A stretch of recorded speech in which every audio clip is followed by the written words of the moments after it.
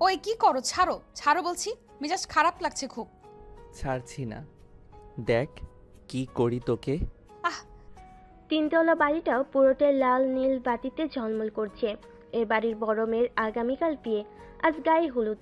আশরাফ সাহেব আর জাহানারা বেগম দম্পতি চোখের মণি তাদের বড় কন্যা অদিতি, তারই আজ গায়ে হলুদের অনুষ্ঠান। বাড়ি ভর্তি লোকজন আর হই হুল্লোড় চলছে।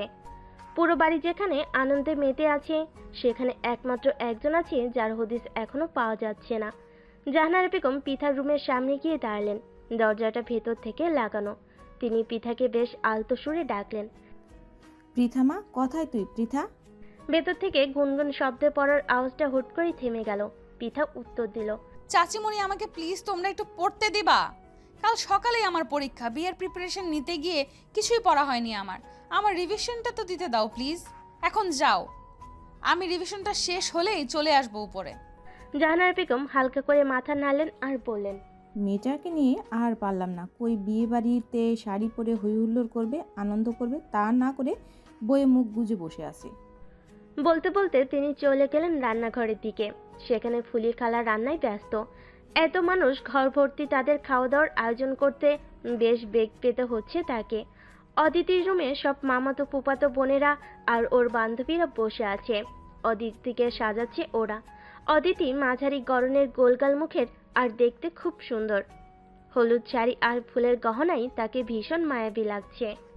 অদিতি আপু, তোমাকে এত সুন্দর লাগছে কেন আজ? ছোট্ট মামাতো বোন পিয়ন্তির প্রশ্নে হাসলো অদিতি, গাল টেনে বলল, তোর বিয়েতে তোকেও এমন সুন্দর লাগবে রে পাখি। নিজের বিয়েতে বোধহয় সব মেয়েকে সুন্দর লাগে, তাই আমাকেও সুন্দর লাগছে। অদিতির উত্তরে পিয়ন্তি কি বুঝলো কে জানে, সেও হাসলো। মারিয়া জিজ্ঞেস করলো, আপু পিঠা কোথায়? সবাই আছে, ওকে দেখছি না যে। ওর কাল পরীক্ষা, তাই পড়ছে পাগলিটা।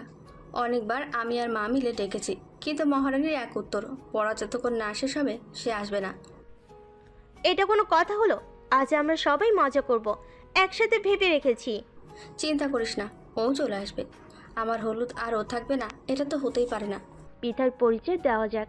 পিতা হলো আশরাফ সাহেবের বড় ভাইয়ের মেয়ে। পিতার বাবা অনেক আগে মারা যান। পরে পিতার মা আরেক জায়গায় বিয়ে করে লন্ডন চলে যান।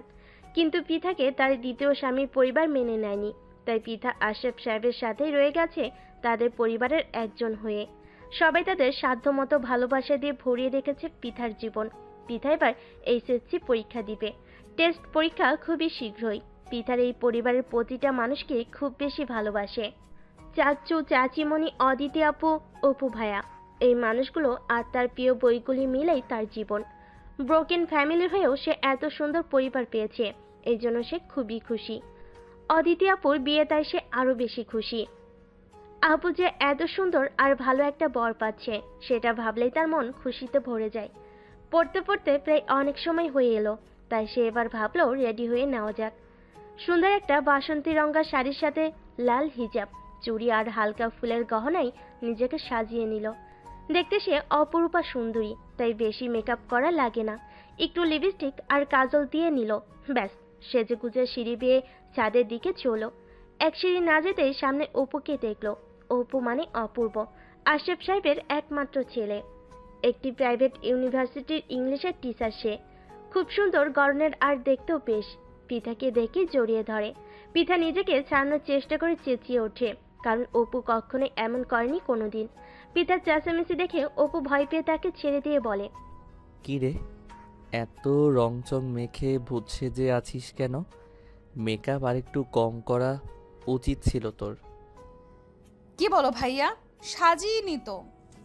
এমন করে বলো না প্লিজ, ছোট মানুষ, আমার কষ্ট হয় তো। আহারে, ছোট মানুষ আসছে, যা যা উপরে যা। বাবা মা আপু তোর কান টেনে লম্বা করার জন্য রেডি হয়ে বসে আছে। পিঠা কানে হাত দিয়ে সিঁড়ি বেয়ে উপরে উঠতে লাগলো। উপর চলে যাওয়ার দিকে তাকিয়ে হালকা হেসে ওর কাজে মনোযোগ দিল। সিঁড়ি বেয়ে উপরে উঠে ছাদে গেল পিঠা।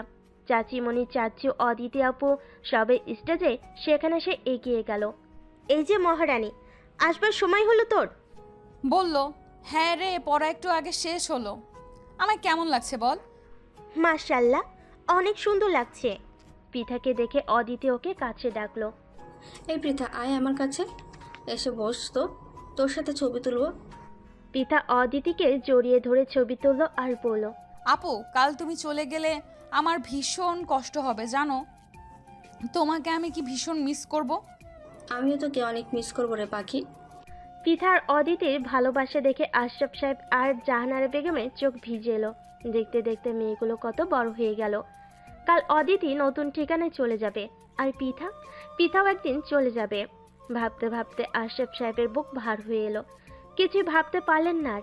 অপু ছাদে উঠে এদিক ওদিক তাকিয়ে এক কোণে পৃথাকে দেখতে পেল। পৃথার কাছে গিয়ে বলল, পৃথা, এদিকে আয় তো একটু। পৃথা বান্ধবীদের সাথে গল্প করছিল। হঠাৎ ডাকায় একটু বিরক্তই হলো আর বলল, কি ব্যাপার, কেন ডাকছো ভাইয়া?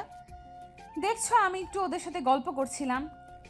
গল্প পরেও করা যাবে, এখন আমার একটা কাজ করে দে। এখানে কিছু ফুল লাগাবো, তুই ফুল হাতে রাখ আর আমি বললে আমাকে দিবি। অপু একটা টুলের উপর দাঁড়িয়ে গেল আর ফুল লাগানোর চেষ্টা করতে থাকলো। পিঠা একটা একটা করে ফুল দিচ্ছে আর অপু ফুলগুলো লাগাচ্ছে।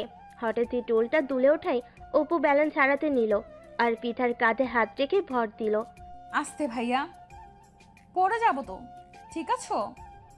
হুম, আমি ঠিক আছি, তুই বাকি ফুলগুলো দে। সব কাজ শেষ করে পিঠা চলে গেল একদিকে আর অপু ওর ফ্রেন্ডের কাছে গেল ওদের কিছু লাগবে কিনা দেখতে। ওর বন্ধুরা ওকে দেখেই রহস্যজনক হাসি হেসে বলল, কি দোস্ত, কি কাহিনী? একটু আগে কি হচ্ছিল? মানে কি কি হচ্ছিল? দোস্ত, পিতা যখন তোর পাশে দাঁড়ানো ছিল বেশ লাগছিল কিন্তু তোদের দুজনকে। বলি, ওকে নিয়ে ভাবনা চিন্তাও তো করতে পারিস একটু। কি সুন্দর আর মিষ্টি মেয়েটা। কি যে বলিস তোরা, পৃথা আমার কত ছোট জানিস? ওই পুচকিকে নিয়ে কি ভাববো আমি? রাখতো এসব, চল ওদিকে খাওয়া দাওয়ার সময় হয়ে গেছে। পিঠার খেতে গিয়ে হঠাৎ খুব ঝাল লাগলো। কাজিন আর বান্ধবীদের সাথে খেতে বসেছিল ও। হঠাৎ ঝাল লাগায় চোখে মুখে পানি আর লাল হয়ে সে কি এক অবস্থা। অপু দূর থেকে ওর এই অবস্থা খেয়াল করে তাড়াতাড়ি কাছে এগিয়ে এসে বলল, দেখে খেতে পারিস না তুই? ঝাল পড়লো কিভাবে মুখে? পানি খা তাড়াতাড়ি, এই নে। ইচ্ছে করে মরিচ খাইনি, হঠাৎ একটা মুখে পড়লো। হুম, বুঝেছি, সাবধানে খা। পিঠার বান্ধবীরা বলল, কে রে এই ভাইয়াটা? এত সুন্দর আর হ্যান্ডসাম দেখতে বেশ কিন্তু। আমার চাচাতো ভাই অপূর্ব, মানে অপু ভাইয়া। ওর বান্ধবীরা পুলকিত নয়নে দেখতে লাগলো অপুকে। পিঠা বেশ অবাক, এত দেখার কি আছে ওনাকে। গায়ে হলুদের অনুষ্ঠান শেষ করে পিঠা অদিতিকে তার রুমে পৌঁছে নিজের রুমে চলে গেল। আগামীকাল সকালে তার পরীক্ষা। ভাবলো আরেকবার পড়াগুলো একটু রিভিশন দিয়ে দেওয়া যাক। ফ্রেশ হয়ে পড়তে বসলো। হঠাৎই ফোনে টুংটাং শব্দে পড়া অফ করে ফোন হাতে নিয়ে দেখলো হোয়াটসঅ্যাপে মেসেজ এসেছে একটা। অপু ভাইয়া পাঠিয়েছে তার আজকের একটা ছবি, পুরোটাই ক্যান্ডিড। কি একটা বিষয় সে হাসছে সেই মুহূর্তে তোলা। বাহ, ছবিটা সুন্দর। এই ছবি কখন তুললো ভাইয়া? ছবির সাথে ছোট্ট একটা মেসেজ লেখা, দেখ তো পৃথা, ভূত সেজেছিলি, তাও আমি কি সুন্দর একটা ছবি উঠালাম তোর। অপু লিখেছে। পিতা হাসলো, উঠে রান্নাঘরে গেল, এক কাপ কফি বানালো। ভাবলো এত সুন্দর ছবির বিনিময়ে এক কাপ কফি অপু ভাইয়াকে খাওয়ানো যায়। কফি বানিয়ে অপুর ঘরের দরজায় টোকা দিল 3 বার। আয় ভেতরে। দরজা ঠেলে পিতা ভিতরে ঢুকে দেখলো অপু তার ল্যাপটপ কোলে নিয়ে বসে আছে, কি যেন করছে। চশমার কাছে স্ক্রিনের প্রতিফলন দেখে বুঝলো অফিসিয়াল কোনো কাজ হয়তো। ভাইয়া, তুমি বুঝলে কিভাবে যে আমি? বুঝবো না? এত রাতে তুই পেতনি ছাড়া আর কেই বা জেগে থাকবে? সবাই টায়ার্ড হয়ে ঘুম এতক্ষণে, একমাত্র তুই পড়া নিয়ে জেগে আছিস, বুঝতে পেরেছি। নাও কফি খাও। অপু কফির কাপ হাতে নিতে নিতে বলল, ছবি তোলার পারিশ্রমিক দিচ্ছিস নাকি? হ্যাঁ দিচ্ছি তো, এত সুন্দর ছবির জন্য 1 কাপ কফি তুমি প্রাপ্য। কফি শেষ করে ঘুমিয়ে পড়ো আর রাত জেগে থেকো না। বাহ, বেশ হুকুম করা শিখে গেছিস। এত বড় হয়ে গেলি কবে? পিতা ঝলমলে হাসি হাসলো আর বলল, তো কি সারা জীবন তোমার চুল টানা খাওয়ার জন্য ছোট থাকবো? সে হচ্ছে না। অপু হাহা করে হাসলো। পিতার বেশ চমৎকার লাগলো হাসিটা। মনে মনে ভাবলো, ভাইয়া কি জানে তার হাসিটা কত সুন্দর? জানে না বোধ হয়। ভাবতে ভাবতে রুমে রওনা দিল। পিঠার যাওয়ার পানে একবার তাকিয়ে অপু আবার ল্যাপটপে মন দিল। ভার্সিটির কিছু পরীক্ষা আছে সামনে, তারই প্রশ্নপত্র রেডি করতে হবে তার। পিতার রুমে এসে কিছুক্ষণ পরে শুয়ে পড়ল। অপুর হাসিটা এখনো তার কানে বাজছে। এত সুন্দর হাসি হাসতে পারে একটা মানুষ, কিভাবে সম্ভব? আবার ভাবলো, ধ্যাত, কি ভাবছি? হাসি সুন্দর হতেই পারে একজন মানুষের, এত ভাবাভাবি কি আছে? ভাবনাটাকে ক্লান্ত দিয়ে গভীর ঘুমিয়ে তলিয়ে গেল সে। পরের দিন সকালে ব্রেকফাস্টের টেবিলে জাহানারা বেগম বললেন, অপু, তুই পৃথাকে ওর কলেজে পৌঁছে দিয়ে আয় তো। ওর 1 ঘন্টার একটা পরীক্ষা আছে, শেষ হলে আবার নিয়ে আসিস। বিয়ে বাড়ি আস, আমি বা তোর বাবা যেতে পারছি না, একা ছাড়তেও পারছি না ওকে। এত বড় মেয়ে এখনো বাবা মায়ের আঁচল ধরে থাকে, কি অদ্ভুত। ঠিক আছে, নিয়ে যাব। পিতা মনে মনে ভাবলো, খোঁজটা না দিলে এই মানুষের পেটের ভাত হজম হতো না মনে হয়। তারপর উঠে ব্যাগটা কাঁধে নিয়ে বলল। চলো। অপু একটা রিক্সা নিল, পিতাকে বলল, ওঠ রিক্সায়, নাকি তাও পারিস না? ধরে উঠাতে হবে। হয়েছে তো, থামো, আর কত পেঁচাবে? উঠছি উঠছি। বলে রিক্সায় উঠতে গিয়েও একটু হোঁচট খেতে নিল। সাথে সাথে অপু ওর এক হাত চেপে ধরল। ঝট করে পিতা অপুর মুখের দিকে তাকালো। কি দেখছিস? পড়ে যেতে নিচ্ছিলে তো। ঠিক মতো রিক্সাতে উঠতে পারিস না দেখি। কে সারা জীবন কোলে নিয়ে ঘুরবে তোকে? নিজে নিজেও তো কিছু করতে হবে। আমি কি বলেছি কেউ আমাকে কোলে নিয়ে ঘুরতে? কাদো কাদো মুখ হয়ে গেল তার। অপু হঠাৎ ভালো করে ওর মুখের দিকে তাকিয়ে থেকে থমকে গেল। পিতার চিবুকে একটা তিল আছে, আগে তো খেয়াল করেনি। মনে হলো তিলটা মুখের ওই স্থানেই পারফেক্ট। হুঁশ ফিরতেই ভাবতো, কি সব ভাবছি। হাতে মেহেদির রং খুব গাঢ় হয়েছে অদিতির। সাইফকে ছবি তুলে পাঠালো। সাইফ রিপ্লাই দিল, বাহ, কি সুন্দর মেহেদি রং হয়েছে আমার বউয়ের হাতে, মাশাআল্লাহ। অদিতি লাজুক ভঙ্গিতে হাসলো আর লিখলো, মেহেদির রঙের মতোই রঙিন হোক আমাদের জীবন, এটাই চাওয়া। সাইফ ল্যাপের এক পাঠালো। পিঠা ফিলে পিঠাকে নিয়ে অদিতি পার্লারে সাজতে যাবে। অদিতি পিঠার জন্য অপেক্ষা করতে লাগলো। কলেজে পৌঁছে দিয়ে অপু গেল ফুলের দোকান থেকে ফুল কিনতে। অদিতি কাঁচা ফুল দিয়ে সাজতে চেয়েছে বিয়েতেও, তাই ভাবলো এসেছি যখন ফুলগুলো নিয়ে যাই। অদিতির জন্য খোপার ফুল নিল, হাতে বালার মতো কাঁচা ফুল নিল। কি ভেবে পিঠার জন্য এক সেট ফুল নিয়ে নিল সে। ফুল নিয়ে পিঠার কলেজের সামনে এসে দাঁড়ালো। কই মেয়েটা? সবে বেরোচ্ছে, পিঠাকে দেখছে না অপু। একটু এগিয়ে গিয়ে দেখলো ফাইল হাতে দাঁড়িয়ে আছে পিঠা। সে এদিক ওদিক তাকাচ্ছে। অপু কাছে এগিয়ে গেল। রে, কতক্ষণ দাঁড়িয়ে আছি জানিস? তাড়াতাড়ি চল। ভাইয়া জিজ্ঞেস করবে না পরীক্ষা কেমন দিলাম? কেমন আর দিবি? ভালো স্টুডেন্ট নিশ্চয়ই ভালোই দিয়েছিস। আর হ্যাঁ, নে এগুলো ধর আর চল। পিতার হাতে ফুলের প্যাকেট দিয়ে হাঁটতে শুরু করলো অপু।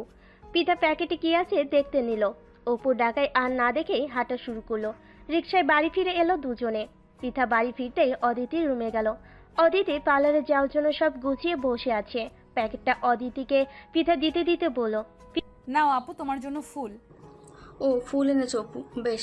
কত সুইট ভাই আমার, দেখেছিস কত খেয়াল রাখে সবার। এমন ছেলে কোটিতে একটা আমার ভাই। হ্যাঁ, ভাইয়ের গুণগান গাওয়া শেষ হলে সব নিয়ে নাও, আমাদের পার্লারে যেতে হবে। কি রে, আরেক সেট ফুল কার জন্যে? তাই তো, ফুল 2 সেট দেখা যাচ্ছে। আরেক সেট কার? বুঝেছি, ভাই আমার তোর জন্য ফুল এনেছে বোধহয়। পিতা শুনে অবাক। সত্যি তার জন্য ফুল এনেছে? আহা, কি আনন্দ, সেও ফুল দিয়ে সাজবে। ফুল হাতে রুমে চলে এলো। পার্লারে যেতে হবে, হাতে খুব সময় নেই, তাই অদিতিকে নিয়ে পার্লারে চলে গেল পিঠা। সাজগোজ শেষ করে যখন তারা ফিরল, তখন সাইফের পরিবার অলরেডি চলে এসেছে অদিতিদের বাসায়। অদিতিকে মেরুন শাড়ি, গোল্ডেন জরির ওড়নাতে ভীষণ মায়াবী সুন্দর লাগছিল। অপুর বোনকে দেখে আবেগ আপ্লুত হয়ে পড়ল। তার বোন, তার একমাত্র বোন, আজকে বিয়ে হয়ে চলে যাবে। একসাথে বড় হওয়া, খেলাধুলা করা, কত শত স্মৃতি তার এই বোনের সাথে। বোনটা চলে গেলে তাদের এই ঘরটা কতটা শূন্য হয়ে যাবে ভাবতে ভাবতে চোখ ভরে এলো তার। পিতা অপুর দিকে তাকিয়ে মনে মনে ভাবল, ওনার চোখে কি পানি? কখনো কাঁদতে দেখিনি ওনাকে। সবসময় হাসি খুশি কেয়ারিং একজন মানুষ, তার এমন আবেগকে দেখতে পেয়ে পিতা বুঝলো মানুষটা ভেতরে খুব ইমোশনাল আসলে। স্টেজে সাইফার অদিতিকে বসানো হলো। দুই পরিবারের সবাই খুব দোয়া করলেন তাদের দুজনকে। পিঠা পার্লার থেকে ফিরেই কাজে ব্যস্ত হয়ে গেল। মেহমানদারি থেকে শুরু করে রিলেটিভদের বাচ্চা পর্যন্ত সে তদারকি করতে থাকলো। ফুলে সাজে সজ্জিত গাঢ় সবুজ রঙের লেহেঙ্গাতে মোড়ানো এই অষ্টাদশীকে বিয়েতে আসা অনেকেই খেয়াল করেছিল। কে মেয়ে অনেকেই চিনতে পারছে না। অপু শুনল বরপক্ষে কেউ একজন বলছে, এই মেয়েটাকে আপা দেখতে ভারী মিষ্টি তো। এমন একটা মেয়ে আমার রায়দের জন্য নিলে বেশ ভালো হয় কিন্তু। অপু ঘাড় ঘুরিয়ে দেখতে গিয়ে দেখলো বরপক্ষের একজন বেশ ভালো সম্ভ্রান্ত দেখতে মহিলা কথাগুলো বলছেন। অপুর চোখ পিঠাকে খুঁজতে লাগলো। পশ্চিমের এক কোণে কিছু বাচ্চার সাথে পিঠাকে দেখতে পেয়ে এগিয়ে গিয়ে সে বলল, পৃথা, একটু আমার সাথে আয় তো। পিঠা বিনা বাক্যে উঠে এলো। অপু ওকে নিয়ে বারান্দায় গিয়ে দাঁড়ালো। কি ব্যাপার, হঠাৎ এইখানে আনলে যে? কিছু লাগবে? পিঠার প্রশ্নে ওর মুখের দিকে তাকালো অপু। কিছুক্ষণ পিঠার চিবুকে থাকা তিলটার দিকে তাকিয়ে থেকে অপু হালকা গলায় বলল, পৃথা, আজ আমার মন খারাপ জানিস? হ্যাঁ জানি, অদিতি আপু চলে যাবে তাই তুমি মন খারাপ করে আছো। তুই আমাকে বুঝতে পারিস? আমি ভাবতাম মা ছাড়া আমাকে কেউই সেভাবে বুঝতে পারে না। তুমি জানো তুমি খোলা বইয়ের মতো, একটুখানি মনোযোগ দিলেই পড়া যায়। তোমার দুঃখ তোমার চেহারায় ফুটে থাকে স্পষ্ট। সামনে থাকা অষ্টাদশী এই তরুণীটিকে অপুর খুব আপন মনে হলো। পিতা ওদের সাথে কত বছর, অনেক বছর ধরে। সেই ছোটবেলা থেকে মেয়েটা ওর আশেপাশেই ছিল। আজকের মতো গভীর দৃষ্টি নিয়ে কখনো ওকে দেখা হয়নি, চেনা হয়নি। সবসময় ছোট মানুষ ভেবে ওর সাথে খুনসিটিময় সম্পর্ক অপুর। আজ সেই মেয়েটিকে দেখে মনে হচ্ছে সে আর ছোট নেই। ভালো লাগা, খারাপ লাগা, আবেগ সব বোঝার মতো বড় হয়েছে। ফুলগুলো তোকে মানিয়েছে। আজ একটু বেশি সেজেছিস নাকি? আগে এমন সাজতে দেখিনি তো। কই, আগেও তো সেজেছি অনেকবার। তোমার কাছে কি সাজটা বেশি লাগছে? বাই দ্য ওয়ে, ফুলগুলো খুব সুন্দর হয়েছে ভাইয়া, থ্যাংক ইউ। সুন্দর লাগছে তোকে ফুলগুলোতে। তবে একটা কথা, যদি কেউ তোকে ডেকে কিছু জিজ্ঞেস করে বা জানতে চায়, ফিরিস্তি নিয়ে বসে পড়িস না সব কিছু বলতে। কেন? এমনি যা। বলে অপু চলে গেল। পিঠা কিছু বুঝলো না ব্যাপারটা ঠিক। সেও চলে গেল স্টেজের দিকে। পিঠার সব বান্ধবীরা ওকে ঘিরে ধরলো। কিরে বান্ধবী, আজ তো একেবারে পড়ি সেরেছিস। মাশাআল্লাহ, ভীষণ সুন্দর লাগছে কিন্তু তোকে। হয়েছে, থাম। আয় সবাই অদিতি আপুর সাথে দেখা করবি। বলে পিঠা ওদের স্টেজে নিয়ে গেল। এই দাঁড়া দাঁড়া, পৃথা ওই ভাইয়াটা কই রে? রূপার প্রশ্নে পিঠা তাকালো ওর দিকে। কেন ভাইয়া? আরে তোর সেই চাচাতো ভাই, একেবারে নায়ক নায়ক চেহারা যার। রূপার কথা শুনে মুখে বিরক্তি ভাব এনে পিঠা বলল, থাম, ভাইয়া ইউনিভার্সিটিতে পড়ায় জানিস? শুনলে তোর খবর করে ফেলবে। ওনার এসব কথাবার্তা পছন্দ না। ওনার পছন্দ না নাকি তোর পছন্দ না সেটা বল। রূপার কথাই পিঠা খুবই বিরক্ত হলো, আর কোনো উত্তর দিল না। আপা, এই মেয়েটি কে গো? জাহানার বেগমকে প্রশ্ন করলেন সাইফের মামি। জি, ও পৃথা, আমার ভাসুরের মেয়ে। মাশাআল্লাহ মাশাআল্লাহ, মেয়েটা দেখতে ভীষণ মিষ্টি। ওর বাবা মা কোথায়? ও আমাদের কাছেই মানুষ আপা, আমরাই বলতে পারেন বাবা মা। হ্যাঁ, আচ্ছা বেশ, তাহলে তো আপনার সাথে আলাপ করা কি বিষয়? যায়। আমার একটা ছেলে রাইট সুইজারল্যান্ডে থাকে। আমরা ছেলেকে বিয়ে করাবো, তাই অনেক দিন একটা মেয়ে খুঁজছি। পৃথাকে আমাদের ভালো লেগেছে। আপনারা চাইলে আমরা ওকে আমাদের মেয়ে বানিয়ে আমাদের বাসায় নিয়ে যেতে। আপা, ও তো এখনো অনেক ছোট, এসব নিয়ে আমরা ভাবিনি আসলে। সাইফের মামি হাল ছাড়ার পারছি না। আপা ভেবে দেখেন আর ভাইকেও বলেন, আমাকে জানাবেন প্লিজ। আমি জাহানার বেগম চিন্তায় পড়লেন। ভাবলেন আশরাফ সাহেবকে জানাবেন ব্যাপারটা। অদিতির বিদায়ের সময় হয়ে এলো। আশরাফ সাহেব আর জাহানার বেগম আদর মেয়েকে সাইফের হাতে তুলে দিয়ে দোয়া করলেন। অদিতিকে জড়িয়ে ধরে পিঠা খুব কাঁদলো। তার ডাগর চোখে টানার কাজল পানির স্রোতে ভেসে যাচ্ছিল অবল নীলায়। পিঠার কান্না দেখে অপুর কোথাও একটা সূক্ষ্ম ব্যথা হচ্ছিল, যার কারণ অপু নিজেই বুঝতে পারছিল না। অদিতি চলে যাওয়ার পর মনে হলো পুরো বাড়িটার অদ্ভুত এক নীরবতা এসে ভর করেছে। জাহানারা বেগম তার রুমে বিশ্রাম নিতে চলে গেলেন। আশরাফ সাহেব গেলেন বিয়েতে সাহায্য করা আসে কিছু স্টাফদের পাওনা মিটিয়ে দিতে। পৃথা ওর রুমে এসে ফ্রেশ হবার জন্য কাপড় থেকে কাপড় বের করে আয়নার সামনে চোখ পড়তে দেখলো কাজল লেফটে ওর চেহারার অবস্থা শোচনীয়। ফুলের গহনাগুলোতে আরেকবার চোখ পড়ল তার। সারাদিনের দৌড়ঝাঁপে ফুলগুলোর দিকে মনোযোগ দিতে গিয়েও দিতে পারেনি সে। এখন খেয়াল করলো আসলেই ভীষণ সুন্দর ফুলগুলো। অপু ভাই এত কেয়ারিং একজন মানুষ সব সময়। কখনো অবসরে মানুষটাকে নিয়ে ভাবা হয়নি পৃথার। মাথা ভর্তি কোকড়া চুল, উজ্জ্বল চোখের মায়া মায়া চাহনি, শান্তশিষ্ট স্বভাবের অপুকে কখনো পৃথা আলাদা করে ভাববে সে কথা মাথায় আসেনি। পৃথা যখন খুব ছোট তার মনেও নেই, তখন এ বাড়িতে চাচুর কোলে চড়ে পা রেখেছিল। অদিতি আপুর সাথে বেশি সখ্যতা ছিল পৃথার। অপু সবসময় শান্তশিষ্ট স্বভাবে ছিল। কখনো কখনো পৃথাকে ডেকে বলতো, তোর চুলগুলো খুব সুন্দর তো, খুব টানতে ইচ্ছে করছে। পৃথা দুই হাতে বেনি ধরে দৌড়ে পালাতো। কখনো কখনো পৃথা আর অদিতির জন্য ফুচকা, আইসক্রিম এসব নিয়ে আসতো। বলা যায় সহজ একটা সম্পর্ক ছিল তাদের। কিন্তু আজ অন্যরকম কেন লাগছে পৃথার? মানুষটাকে আলাদা করে দেখতে, আলাদা করে ভাবতেই ইচ্ছে করছে। এই ইচ্ছার নাম কি? চৈত্রের এই রূপালী নির্জন রাতে অষ্টাদশী এক তরুণীর হৃদয়ে কি নতুন কোনো অনুভূতির আনাগোনা হলো অগোচরে? কে জানে। অপু ওর রুমেই ছিল। মন খারাপ ভাবটা এখনো কাটেনি। এক কাপ কফি খেতে মন চাইলো। পৃথাকে একবার ডাকবে কিনা ভাবলো, আবার ভাবলো পৃথা হয়তো টায়ার্ড। একটু পরে খুট করে আওয়াজ হলো দরজায়। পৃথাকে কফি নিয়ে ঢুকতে দেখে অবাক হলো। পৃথা স্নিগ্ধ হেসে বলল, ভাইয়া কফি খাও, খুব টায়ার্ড তুমি, একটু রিফ্রেশ লাগবে। চুলগুলো থেকে টুপ টুপ করে পানি পড়ছে পৃথার।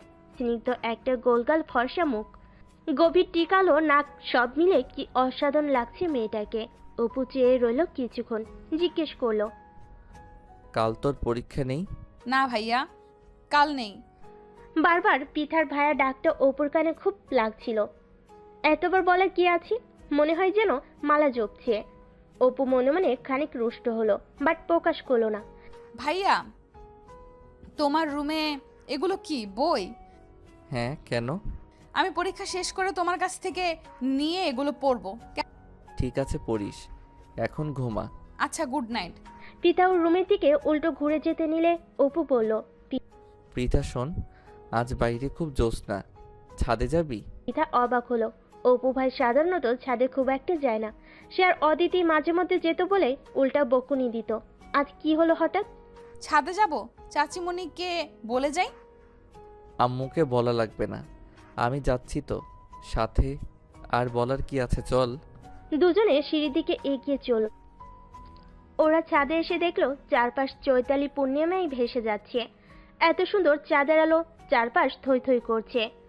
ছাদে বসার জন্য একপাশে বেদির মতো তৈরি করা আছে, সেখানে পৃথা বসলো। অপু কার্নিশের এক পাশে গিয়ে দাঁড়ালো। থালার মতো বড় চাঁদটা ওদের মাথার উপর, ভীষণ মায়াময় এক পরিবেশ। তোর মনে আছে বৃথা, একদিন তুই আর অদিতি আপু নানু বাড়িতে পুকুরে সাঁতার কাটতে গিয়েছিলি?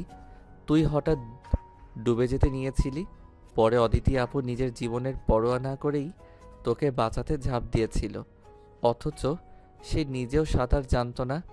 পরে ভাগ্যক্রমে আমি সেখানে থাকায় বাকিদের ডেকে এনে সবাই মিলে তোদের উদ্ধার করি। হ্যাঁ, মনে আছে। কি ভয়াবহ সে দিনটা, আমি এখনো ভুলিনি। আমার বোনটা এমনই মায়াবী রে, আজকে আপুকে অনেক মিস করছি। বাসাটা খালি হয়ে গেল, ছোটবেলাটা খুব তাড়াতাড়ি কেটে যায়। কেন রে, কেন আমরা সেই সময়গুলোকে ধরে রাখতে পারি না?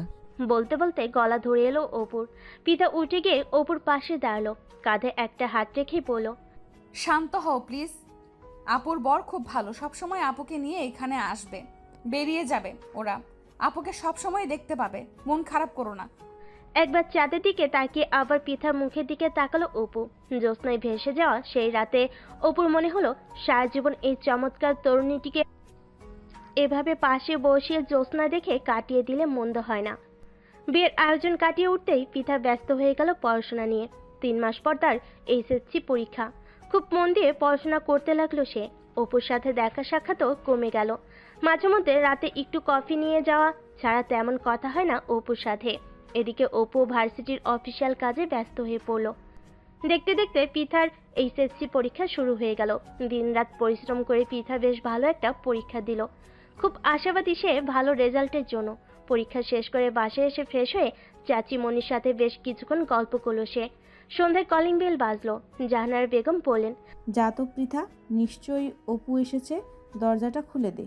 পিথা দৌড়ে গিয়ে দরজা খুলতে দেখলো অপুই এসেছে, হাতে কি কি যেন প্যাকেট। সেগুলো দেখে পিথা দরজা জুড়েই দাঁড়িয়ে রইল। কি রে সর, ঢুকতে দিবি না নাকি? ও সরি সরি, আসো আসো। এগুলো কি হাতে? বলতো কি? ও মা, আমি কিভাবে বলবো? না বলতে পারলে পাবি না, যা। পিথা মুখ ভ্যাংচালো। দেখো না চাচিমণি কেমন করছে। কিরে তুই কি শুরু করলি বলতো মেয়েটার সাথে? মায়ের কথাই বেশ হাসি পাচ্ছি অপুর। মা, মেয়েটাকে জ্বালাতে তো ভীষণ মজা। না, মাঝের মধ্যে জ্বালাতে হবে দেখা যাচ্ছে। আম্মু কে যেন ফুচকা আইসক্রিম এসব পছন্দ করে, তার জন্য এনেছি। এত কষ্ট করে 2 মাস ধরে বেচারা পরীক্ষা দিল, খাওয়া দাওয়া করেনি ঠিক করে, তাই ভাবলাম কিছু খাবার দাবার আনি। বাবাকে ডাকো, একসাথে খাওয়া যাক। জাহানারা বেগম খুশি হলেন। ওদিকে পিঠা তো খুশিতে বাকবাকম। প্যাকেট খুলে হামড়ে পড়ে সে খেতে আরম্ভ করলো। পিতার বাচ্চমা দেখে হাসি পাচ্ছে খুব অপুর। খাওয়া শেষ করে আমার ঘরে আসিস, তোকে সুন্দর কিছু বই দিব পড়তে।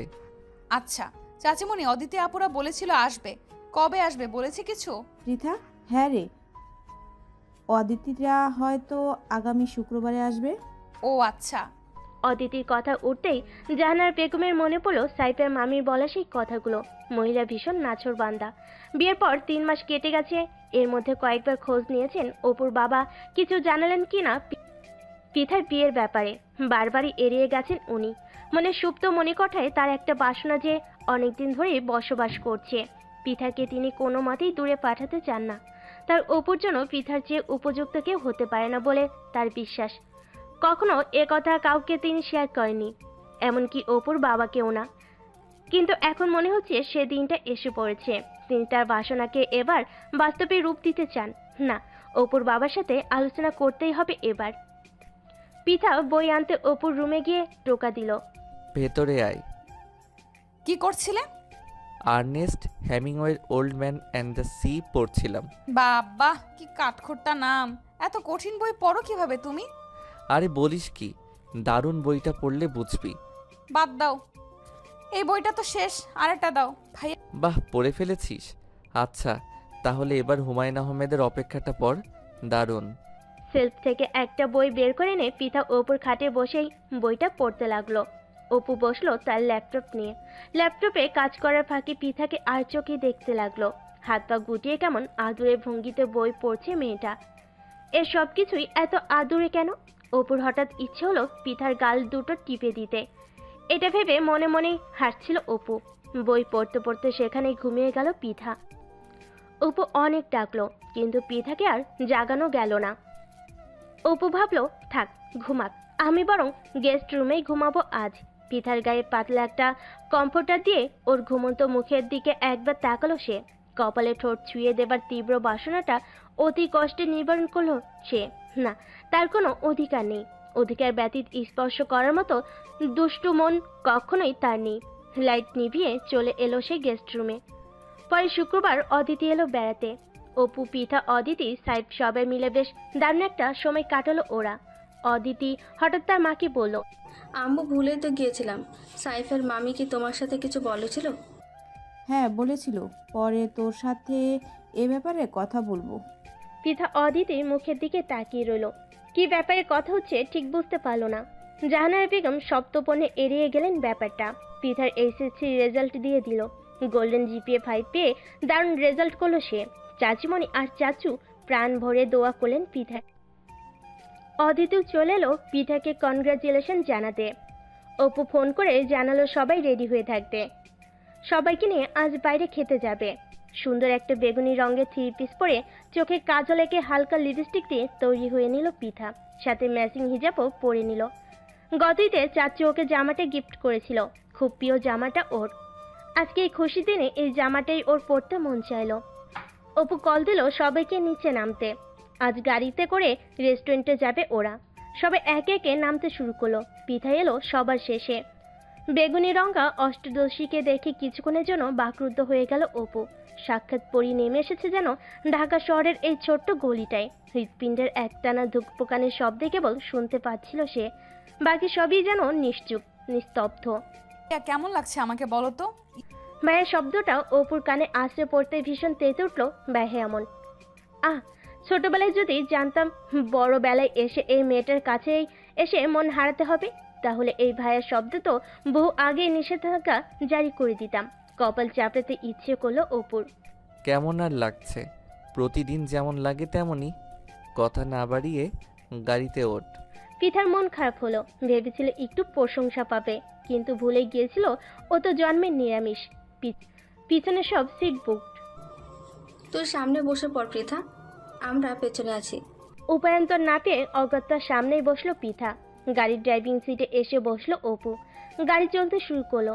আজকের খুশির দিনটাই সব কিছু যেন অন্যরকম রঙিন লাগছে পিঠার কাছে। বাড়ির সৌন্দর্য কিছুক্ষণ উপভোগ করে পিঠা অপুর দিকে একটু মনোযোগ দিল। আকাশি রঙের ফর্মাল শার্টে হালকা খোঁচা খোঁচা দাড়িতে বেশ লাগছে তাকে। আর চোখে তাকানোটা অপু খেয়াল করলো না। স্টারিংয়ে হাত রেখে জিজ্ঞেস করলো, নতুন দেখছিস নাকি? মানে কোথায় যাচ্ছি আমরা? একটা ভালো রেস্টুরেন্ট হয়েছে নতুন, ভাবলাম সবাই মিলে যাই। অদিতি আপুকে নিয়েও সেভাবে বের হওয়া হয় না আমার কাজের চাপে। আর যেহেতু আজ একটা খুশির দিন, তাই সবাই মিলে একটু মজা করে আসি, কি বলিস? হ্যাঁ, খুব মজা হবে। পিঠার খুশি দেখে অপুর মনে হলো এই একটা মানুষ যে হাসতে দেখে হয়তো তার জন্ম। আজকাল পিঠা হাসলে ওর চারপাশটা কেমন যেন আপনা আপনি রঙিন হয়ে যাচ্ছে। অপু ডাকলো, পৃথা। বলো। তুই সবসময় কাজল পরে থাকিস, কাজলে তোর চোখে অদ্ভুত মায়া লেগে থাকে। পিঠা চোখ বড় করে তাকিয়ে রইল। কান দিয়ে ধোয়া বেরোচ্ছে, গালগুলোতে লাল আভা এসে একটু একটু করে ছড়িয়ে পড়ছে। এই মানুষটা তার এইমাত্র প্রশংসা করলো। এই নিরামিষটা তার প্রশংসা করবে ভাবেনি। আজ সবকিছু এত সুন্দর কেন? সবাই মিলে রেস্টুরেন্টে এসে পৌঁছালো। পিঠার সব ফেভারিট খাবার অর্ডার করলো অপু। জাহানারা বেগম মনে মনে বেশ খুশি হলেন ছেলে পিঠার প্রতি এত কেয়ার দেখে। অদিতি ফোন কেটে পিঠাকে বলল, কি রে পিচ্ছি, আমার ভাই আজকাল তোর দেখি খুব খেয়াল রাখেছে, রহস্যটা কি? ধ্যাৎ আপু, কি সব বলছো? সে তো সবসময় তোমাদের সবার খেয়াল রাখে। তা তো রাখে, কিন্তু আজকাল কেন যেন মনে হচ্ছে একজনের উপর একটু বেশিই রাখছে। থুর আপু, কি সব বলো? খাও তো প্লিজ। পিঠা লজ্জে লাল নীল হয়ে গেল। ফেরার সময় সন্ধ্যা হয়ে গেল। গাড়ির মধ্যেই পিঠা ঘুমিয়ে পড়ল। গাড়ি চালাতে চালাতে বারবার পিঠার ঘুমন্ত মুখটার দিকে তাকিয়ে অপু ভাবল, সেই ছোট্টবেলায় ওর বাবা মা ছোট্ট এই পরিটিকে ফেলে চলে গেল। তারপর ওদের কাছে পিঠার আশা, বড় হওয়া সমস্ত কিছু ফ্ল্যাশব্যাকের মতো অপুর চোখের সামনে ভাসতে লাগলো। মা বাবাহীন এই মেয়েটির প্রতি রাজ্যের মায়ে এসে ভর করলো যেন। কখনো মুখ ফুটে কিছু চায়নি ওদের কাছে। সাধারণের মধ্যে অসাধারণ এই মেয়েটা তো অনেক কিছু প্রাপ্য ছিল। হয়তো মনের মধ্যে চাপা কষ্ট রেখেই পিতা বড় হয়ে গিয়েছে। কখনো বুঝতে দেয়নি ওর মনের কথাগুলো।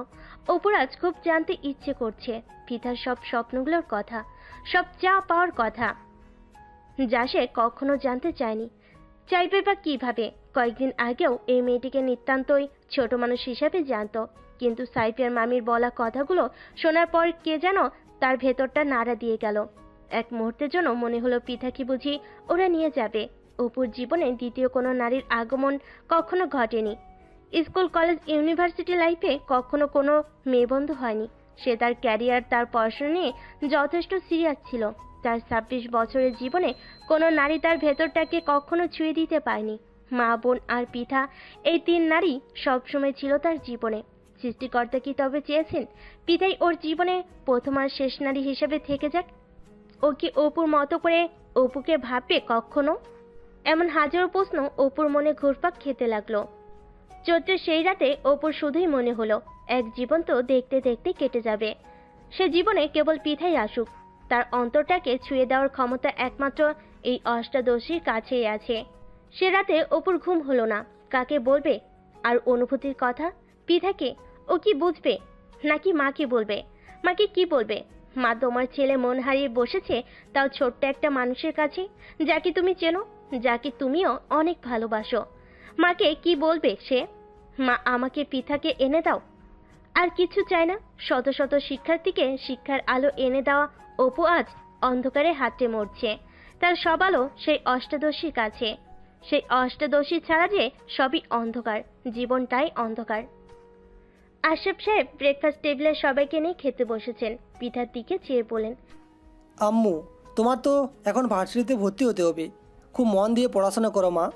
আমি চাই তুমি নিজের পায়ে দাঁড়াও, নিজের একটা আইডেন্টিটি তৈরি করো। আমি মেয়েকে নিয়ে খুব গর্ব করতে চাই। অবশ্যই চাচ্চু, আমি ইনশাল্লাহ তোমার স্বপ্ন পূরণ করব। তুমি শুধু দোয়া করো। পিতার স্বপ্ন ভরা সেই কথাগুলো অপু চুপচাপ শুনতে লাগলো। কত উজ্জ্বল চোখ নিয়ে স্বপ্ন পূরণের কথা বলছে পিতা। আচ্ছা, পিতা কি ওকে ওর স্বপ্ন পূরণের পথে সঙ্গী করবে? অপু তো চাই পিতা অনেক বড় হোক, ওর সুন্দর একটা ক্যারিয়ার হোক, নিজের গর্ব করার একটা পরিচয় হোক। সেই স্বপ্ন পূরণের পথে অপু ওর পাশে থাকতে চায়। পিতা কি ওকে রাখবে ওর পাশে? আমার টাইম হয়ে যাচ্ছে মা, আমি ভার্সিটিতে যাচ্ছি। আসি বাবা। পৃথাকে ওর কোচিংয়ে দিয়ে আয়, তারপর যা বাবা। আসার সময় তোর বাবা গিয়ে নিয়ে আসবে। 5 মিনিট দিলাম, এর মধ্যে আসবি, না হলে আমি তোকে রেখেই চলে যাব কিন্তু। পিঠা রেডি হতেই দৌড় দিল ওর রুমে। আজও রিক্সা ডাকলো অপু। পিঠা পাশে থাকলে রিক্সা উঠতে ইচ্ছে করে ওর। ভালোভাবে বস, যেভাবে বসেছিস মনে হচ্ছে বাতাস এলেই পড়ে যাবি। অপুর কথা শুনে পিঠা ফিক করে হেসে দিল। তুমি আমাকে কি ভাবো বলো তো ভাইয়া? আমি কি বাচ্চা? তো তুই কি বাচ্চার মা? অপুর কথাই পিঠা তপ্তা খেলো। ভালো হবে না বলছি আমাকে খাপালে। অপু হা হা করে হাসলো। পিঠা আবারও সেই হাসিতে মুগ্ধ হয়ে গেল। এত সুন্দর করে হাসতে হবে কেন? তাকে কোচিংয়ে নামিয়ে দিয়ে অপু চলে গেল ওর ভার্সিটিতে। যাওয়ার সময় বলে গেল, বাবা এলে তবেই যাবি, একা যাওয়ার চিন্তাও করবি না কিন্তু। পিঠা মাথা নাড়ল। সেদিন সন্ধ্যায় জাহানারা বেগম আশরাফ সাহেবকে বলেন, আপনাকে অনেক দিন ধরে একটা কথা বলবো ভাবছিলাম। কি বলবে বলো। আচ্ছা, পৃথাকে আমরা আমাদের কাছেই রেখে দিলে কেমন হয়? বুঝলাম না ঠিক, কি বলতে চাচ্ছ? আমার অপুর বউ করে পৃথাকে আমরা রেখে দিলে কেমন হয়? পৃথাকে আমি দূরে পাঠানোর কথা ভাবতেও পারি না। অপুর জন্য আমি পৃথার চেয়ে উপযুক্ত কাউকে পাবো না। আপনি কি বলেন? জাহানারা, তুমি ঠিকই বলেছ। আসলে আমিও ভাবছিলাম অদিতির বিয়ের সময় অদিতির মতো পৃথাও আমাদের ছেড়ে চলে গেলে আমরা কীভাবে থাকবো। অদিতি তো কদিন পর পর আসে আমাদের কাছে। পৃথাকে নতুন ঠিকানায় দিলেও তো আসতেও পারবে না। ওকে না দেখে আমরা কীভাবে থাকবো? হ্যাঁ, আমিও যে ওকে ছাড়া থাকা সম্ভব না। মেয়েটাকে আমি বুকে করে বড় করেছি। ও আমার চেয়ে আর কার কাছে বেশি নিরাপদ বলেন? ঠিক আছে, আমি মায়ের সাথে কথা বলবো। তুমি অপু আর পৃথার মতামত নিও। শরীফ মারা যাওয়ার পর পৃথাকে মাই আমাদের হাতে তুলে দিয়েছিলেন। সবাই মিলে গ্রামে গিয়ে মায়ের সাথে দেখাও করে আসবো, আর বিয়ের ব্যাপারেও আলোচনা করা যাবে সেখানে। জাহানারা বেগম রাজি হলেন। অপু বাসাতেই ছিল। জাহানারা বেগম অপুর কাছে গেলেন। হঠাৎ রুমে মাকে দেখে অপু বলল, আসো মা, বসো। কি রে, কি করছিলি? তোর সাথে একটু কথা বলার ছিল। এই তো অফিসিয়াল কাজকর্ম, জরুরি কিছু না, বসো। তুমি কি বলবে বলো। বাবা, আদিতির বিয়ে হয়ে গেল। আমার আর তোর বাবার ইচ্ছে এবার তোর বিয়ে দিয়ে বউ আনবো। তুই কি বলিস? মায়ের কথা শুনে অপু মনে মনে বিষম খেল। কিভাবে মাকে বলবে পিঠার কথা? মা কি ভাববে? নিজেরই কাজিন বোন, তাকে বিয়ের কথা বলে মা কিভাবে রিয়াক্ট করবে ভাবতে থাকলো। অপুকে চুপচাপ দেখে জাহানারা বেগম বলেন, বাবা, তুই যদি আমার কথাটা রাখিস, আমি আর তোর বাবা খুব খুশি হব। আমাদের পৃথাকে খুব পছন্দ বাবা। তোর বউ হিসাবে আমরা ওকেই চাই। তুই রাজি হয়ে যা প্লিজ। মায়ের কথা অপুর কান পর্যন্ত পৌঁছালো ঠিক, কিন্তু ঠিক বিশ্বাস হলো না। মা কি আসলে পিঠার কথা বলছে? এ কি সত্যি? অপু জিজ্ঞেস করলো, কার কথা বললে মা? কেন, পৃথাকে কি তোর পছন্দ না বাবা? ওর মতো লক্ষ্মী মেয়ে খুব কম হয়, তুই জানিস না? তুই তো ছোট থেকেই ওকে দেখছিস। কবে বড় হয়ে গেল টেরই পেলাম না আমরা। এমন লক্ষ্মী একটা মেয়েকে তুই বউ করতে চাস না? অপু বাকরুদ্ধ হয়ে গেল। সবকিছু স্বপ্ন লাগছে ওর কাছে। তোর বাবা আর আমি তোদের মতামত নিয়ে তবেই বিয়ের কথা আগাবো। তাই তোর মনে যাই আছে আমাকে বল বাবা। অপু নিজের উচ্ছ্বাসটা ধরে রেখে বলল, মা, সবসময় আমি তোমার আর বাবার কথা শুনেছি, আজও ব্যতিক্রম হবে না। তোমাদের সিদ্ধান্তই আমার সিদ্ধান্ত। কিন্তু মা, আমার একটা কথা বলার ছিল। জাহানারা বেগম খুশি হলেন ছেলের কথা শুনে, বলেন, বল বাবা, কি বলবি? মা, পৃথার জীবনটা আর 10টা জীবনের মতো না, ও আর 10টা মেয়ের মতো না। ও কখনো প্রকাশ করে না, কিন্তু ওর নিজস্ব কিছু চাওয়া পাওয়া আছে, ওর কিছু স্বপ্ন আছে, সেগুলো পূরণ করার দায়িত্ব তো আমাদেরই মা। আমরা যদি এখন ওকে বিয়ের মতো দায়িত্বের বন্ধনে বেঁধে ফেলি, ও কি পারবে সেসব সামলাতে? ওর দিকটা তো আমাদের সবার আগে ভাবা লাগবে, তাই না মা? হয়তো তোমার বা বাবার দিকে তাকিয়ে ও বিয়েতে রাজি হয়ে যাবে, কিন্তু ওর স্বপ্নগুলো তো ওর অংশ, সেগুলো পূরণের আগে কি বিয়েটা ওর করা উচিত? জাহানারা বেগম ভাবনায় পড়লেন। অপু তো ঠিকই বলেছে, পৃথা তো আর 10টা মেয়ের মতো না। ওর জন্য ওর পড়াশোনা, ওর স্বপ্নগুলো অনেক দামি, তাই তো নিজেকে এমনভাবে গড়ে তুলেছে ও। কখনোই নিজের লক্ষ্য থেকে বিন্দুমাত্র সরে যায়নি। তাহলে কি ওকে এখনই বিয়ের মতো গুরু দায়িত্ব দিয়ে দেওয়া ঠিক হবে? ছেলের দিকে তাকিয়ে বলেন, ঠিক বলছিস বাবা, আমরা কেবল আমাদেরটাই দেখছি, ওর দিকটা ভাবিনি। ঠিক আছে, পৃথার মতামত জেনে আমি আর তোর বাবা এমন সিদ্ধান্তই নেব যাতে বিয়ে হলে ওর লক্ষ্য পূরণে কোনো ক্ষতি না হয়। তুই চিন্তা করিস না, আমরা সব সময় তোদের পাশে আছি। মায়ের কথা শুনে মনে মনে খুব আশ্বস্ত হলো অপু। এমন বাবা মা খুব ভাগ্য করে পেয়েছে আসলে। পৃথা কি মতামত দেয় সেটা ভাবনায় এলো অপুর। রাজি হবে সে, নাকি সারাজীবন ফার্স্ট হয়ে আসা ছেলেটা প্রথমবারের মতো ফেল হয়ে যাবে নিজের পছন্দের মেয়েটার কাছে? পৃথা পড়ছিল, বাইরে থেকে পড়ার আওয়াজ পাচ্ছিলেন জাহানারা বেগম। দরজা ঠেলে ভিতরে ঢুকে বললেন, কি রে মা, পড়া শেষ হয়নি? না চাচিমণি, এখনো অনেক বাকি। তুমি দাঁড়িয়ে কেন, বসো, তোমার কোলে মাথা রেখে একটু শুই, খুব মাথাটা ব্যথা করছে। বলেই পৃথা জাহানারার কোলে শুয়ে পড়ল। জাহানারা দেখলো কি অসম্ভব এক মায়াবতী তার কোলে শুয়ে আছে। মেয়েটা কবে যে এত বড় হয়ে গেল ভেবে পেল না। এই তো মনে হয় সেদিন বাসে এলো অপুর বাবার কোলে চড়ে। তারপর দিন মাস বছর পেরিয়ে আজ কত বড় হয়ে গেল দেখতে দেখতে। জাহানার পৃথার মাথায় বেলি কেটে দিতে দিতে বললেন, পৃথা মা, তোকে একটা কথা বলার ছিল। বলো চাচিমণি, কি বলতে চাও? মা, আমি আর তোর চাচু ভাবছিলাম তোকে আমাদের কাছেই রেখে দিব। আমি তো তোমাদের কাছেই থাকবো, আর কোথায় থাকবো আমি?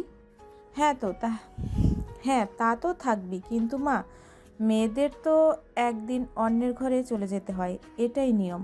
আমরা চাই তুই সেই অন্যের ঘরে না গিয়ে আমাদের ঘরেই আজীবন আমাদের মেয়ে হয়ে থাকবি মা? পারবি আমার ছেলেটার সুখ দুঃখের ওর পাশে থাকতে? পিতা বিস্ফোরিত চোখে তাকালো, কান লজ্জায় লাল হয়ে গেল। এরকম মুহূর্ত সে কখনো কল্পনা করেনি। বাবা মা ছোটবেলায় হারিয়ে যাওয়া পিতা কখনো ভাবেনি তার বিয়ে হবে, সংসার হবে, কারণ এই ব্যাপারগুলো তার কাছে সবসময়ই ধোঁয়াশা। তার জীবনে একমাত্র তার পড়াশোনা, তার নিজের পায়ে দাঁড়ানোর স্বপ্ন, আর 4জন মানুষ যারা তার খুব কাছের। অন্য চিন্তা কখনো মাথায় আসেনি। পিতা মাথা নিচু করে রইল। কি বলবে সে? অপু ভাইকে সে সবসময় বড় হিসাবে শ্রদ্ধা করেছে, ভালোবেসেছে, কিন্তু জীবনসঙ্গী হিসেবে ভাবা হয়নি। মানুষটা সেই প্রাণখোলা হাসিটা চোখে ভাসলো। কি সুন্দর হাসে মানুষটা। বুকটা ধুকধুক করে উঠল।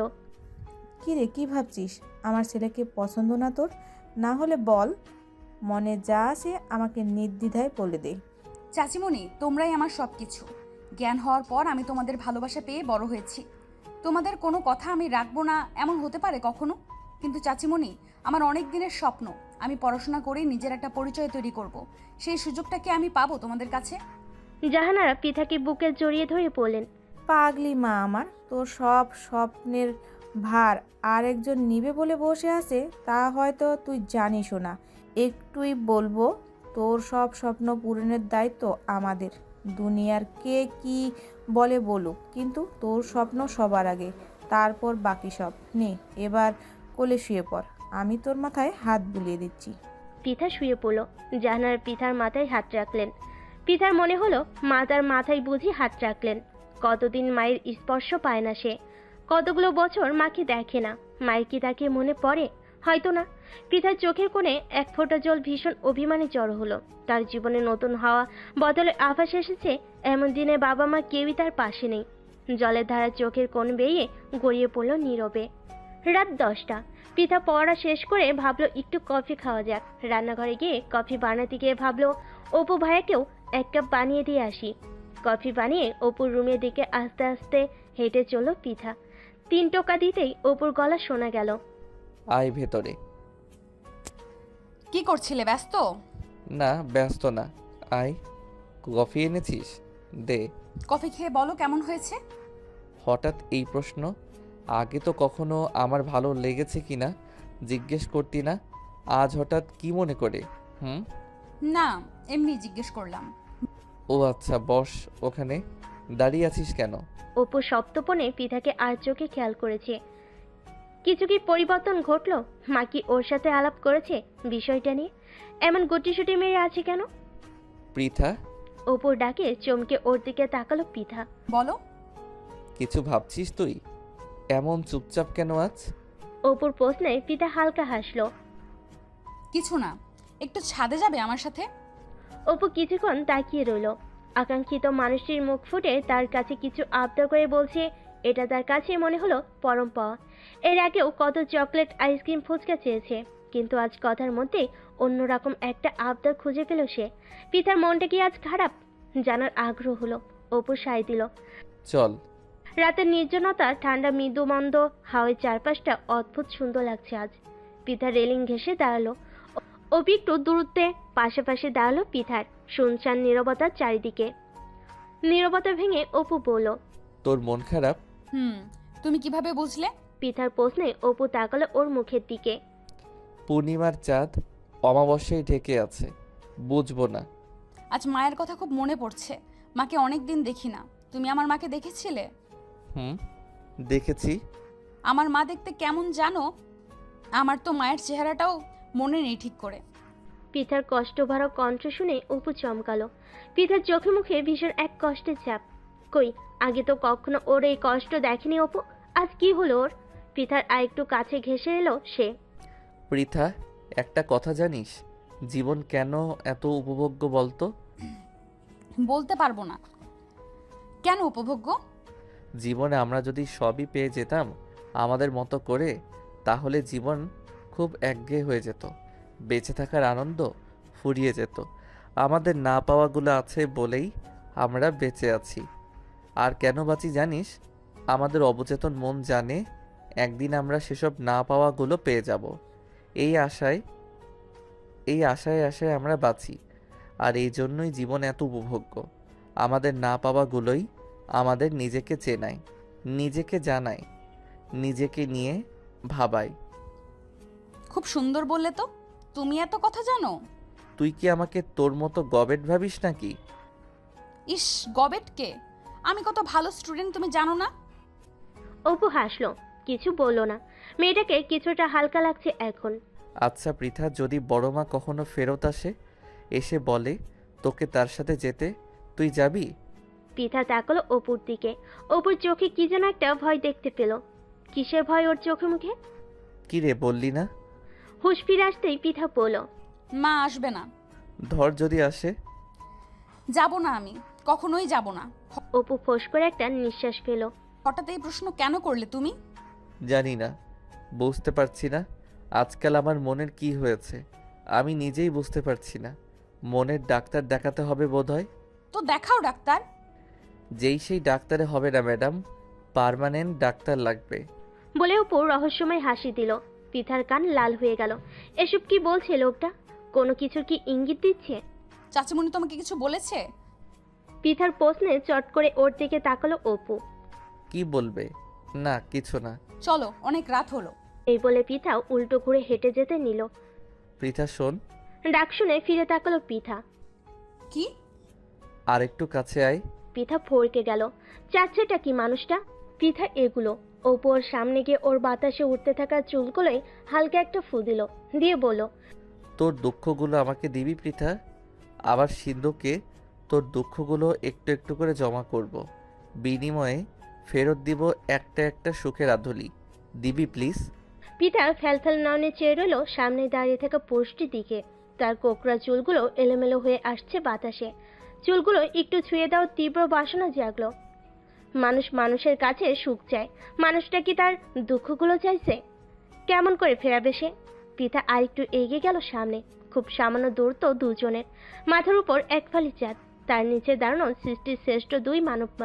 সুখ দুঃখ বেচে কেনার হাট বসেছে সে এক টুকরো ছাদে। অনেকটা সময় বোধহয় এভাবেই পেরুলো।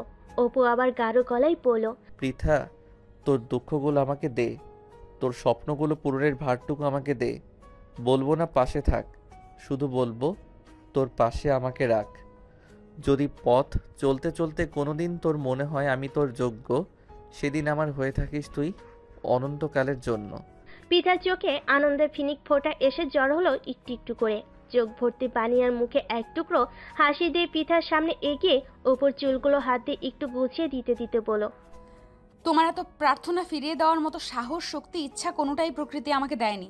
বাকিটা বুঝে নিও। অপু পৃথার মাথায় হাত রাখলো। পরম যত্নে ওর মাথায় হাত বুলিয়ে দিতে দিতে বলল, বড় মা দেখতে ভীষণ সুন্দর ছিল, তোর সবটুকু সৌন্দর্য তার কাছেই পাওয়া। তুই আজীবন এমন মায়াবী থাকিস। পৃথা আলতো করে অপুর কাঁধে মাথাটা রেখে চেয়ে রইল এক ফালি চাঁদটার দিকে। আকাশে ঝুলে থাকা ওই চাঁদটা একাকী হলো। পৃথার নিজেকে আজ একটু একা মনে হলো না। পরদিন সকালে নাস্তার টেবিলে পৃথা ছাড়া বাকি সবাই বসেছে। জাহানারা বললেন, পুলি দেখ তো পৃথা আসছে না কেন এখনো? খালামা আপা তো পড়তাছে, বলছে পড়া শেষ হলে আইব। মেয়েটা ভার্সিটিতে ভালো একটা সাবজেক্ট পাওয়ার জন্য অনেক কষ্ট করছে দিন রাত। আসলে মেয়েটা এত পরিশ্রম করছে, ওর কষ্টটা সার্থক যেন করে দেন আল্লাহ। এত চিন্তা করো না তোমরা, ইনশাল্লাহ ও ভালো কোথাও চান্স পেয়ে যাবে। আমি উঠি মা এখন। বলে অপু অফিসের দিকে রওনা হলো। অপু চলে যাওয়ার খানিক বাদেই পৃথা এলো নাস্তা করতে। বিয়ের প্রস্তাবের পর থেকে পৃথা সবার সামনে অপুর সামনে যেতে একটু লজ্জায় পায়। সে চুপচাপ নাস্তা খেতে লাগলো। পৃথা আম্মু, পড়াশোনা কেমন চলছে? জি চাচ্চু, ভালো চলছে আলহামদুলিল্লাহ। ঠিক আছে, মন দিয়ে পড়াশোনা করো মা। আপা আপনি সারাদিন এত পড়েন, নিজের একটু খেয়ালও রাখেন না। আসেন আজকে আপনার মাথায় একটু ঠান্ডা তেল দিয়ে দিই, আরাম পাইবো আপা। আচ্ছা খালা, দিয়ে দাও, ভালোই হবে। পড়তে পড়তে মাথাটা মাঝে মধ্যে এত গরম হয়ে যায়, অশান্তি লাগে খুব। তাই তো কইলাম আপা, আপনি নাস্তা সারেন, আমি হাতের কাজগুলো সাইরা আসতাছি। খাওয়া দাওয়া সেরে পৃথার রুমে চলে যাচ্ছিল। হঠাৎ ইচ্ছে হলো অপুর রুমে যেতে।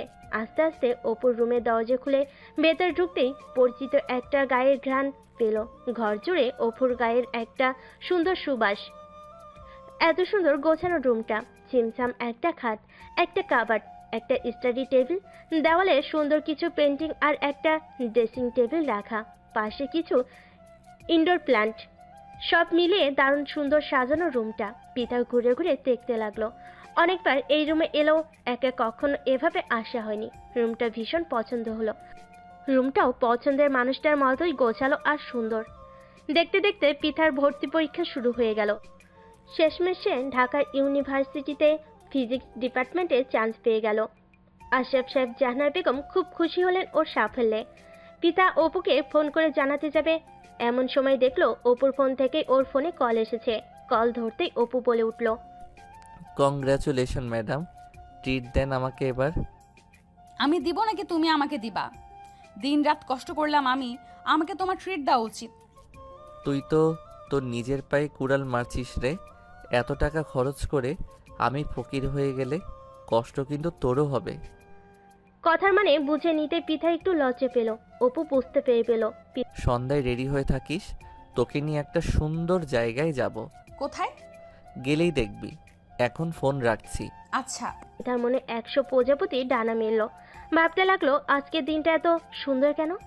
পিতা ওর সবচেয়ে প্রিয় ল্যাভেন্ডার কালার জামদানিটা বের করলো। এই জামদানিটা ওর অনেক পছন্দ হওয়া সত্ত্বেও কোনো উপলক্ষ সেভাবে না পাওয়াই পরা হয়নি। আজ সাদা ব্লাউজের সাথে জামদানিটা পরবে ঠিক করলো। খুবই হালকা সাজবে সে। চোখে কাজল, ঠোঁটে লিপস্টিক আর হালকা লুজ পাউডার। শাড়ির সাথে ম্যাচিং হিজাবটা পরে নিল।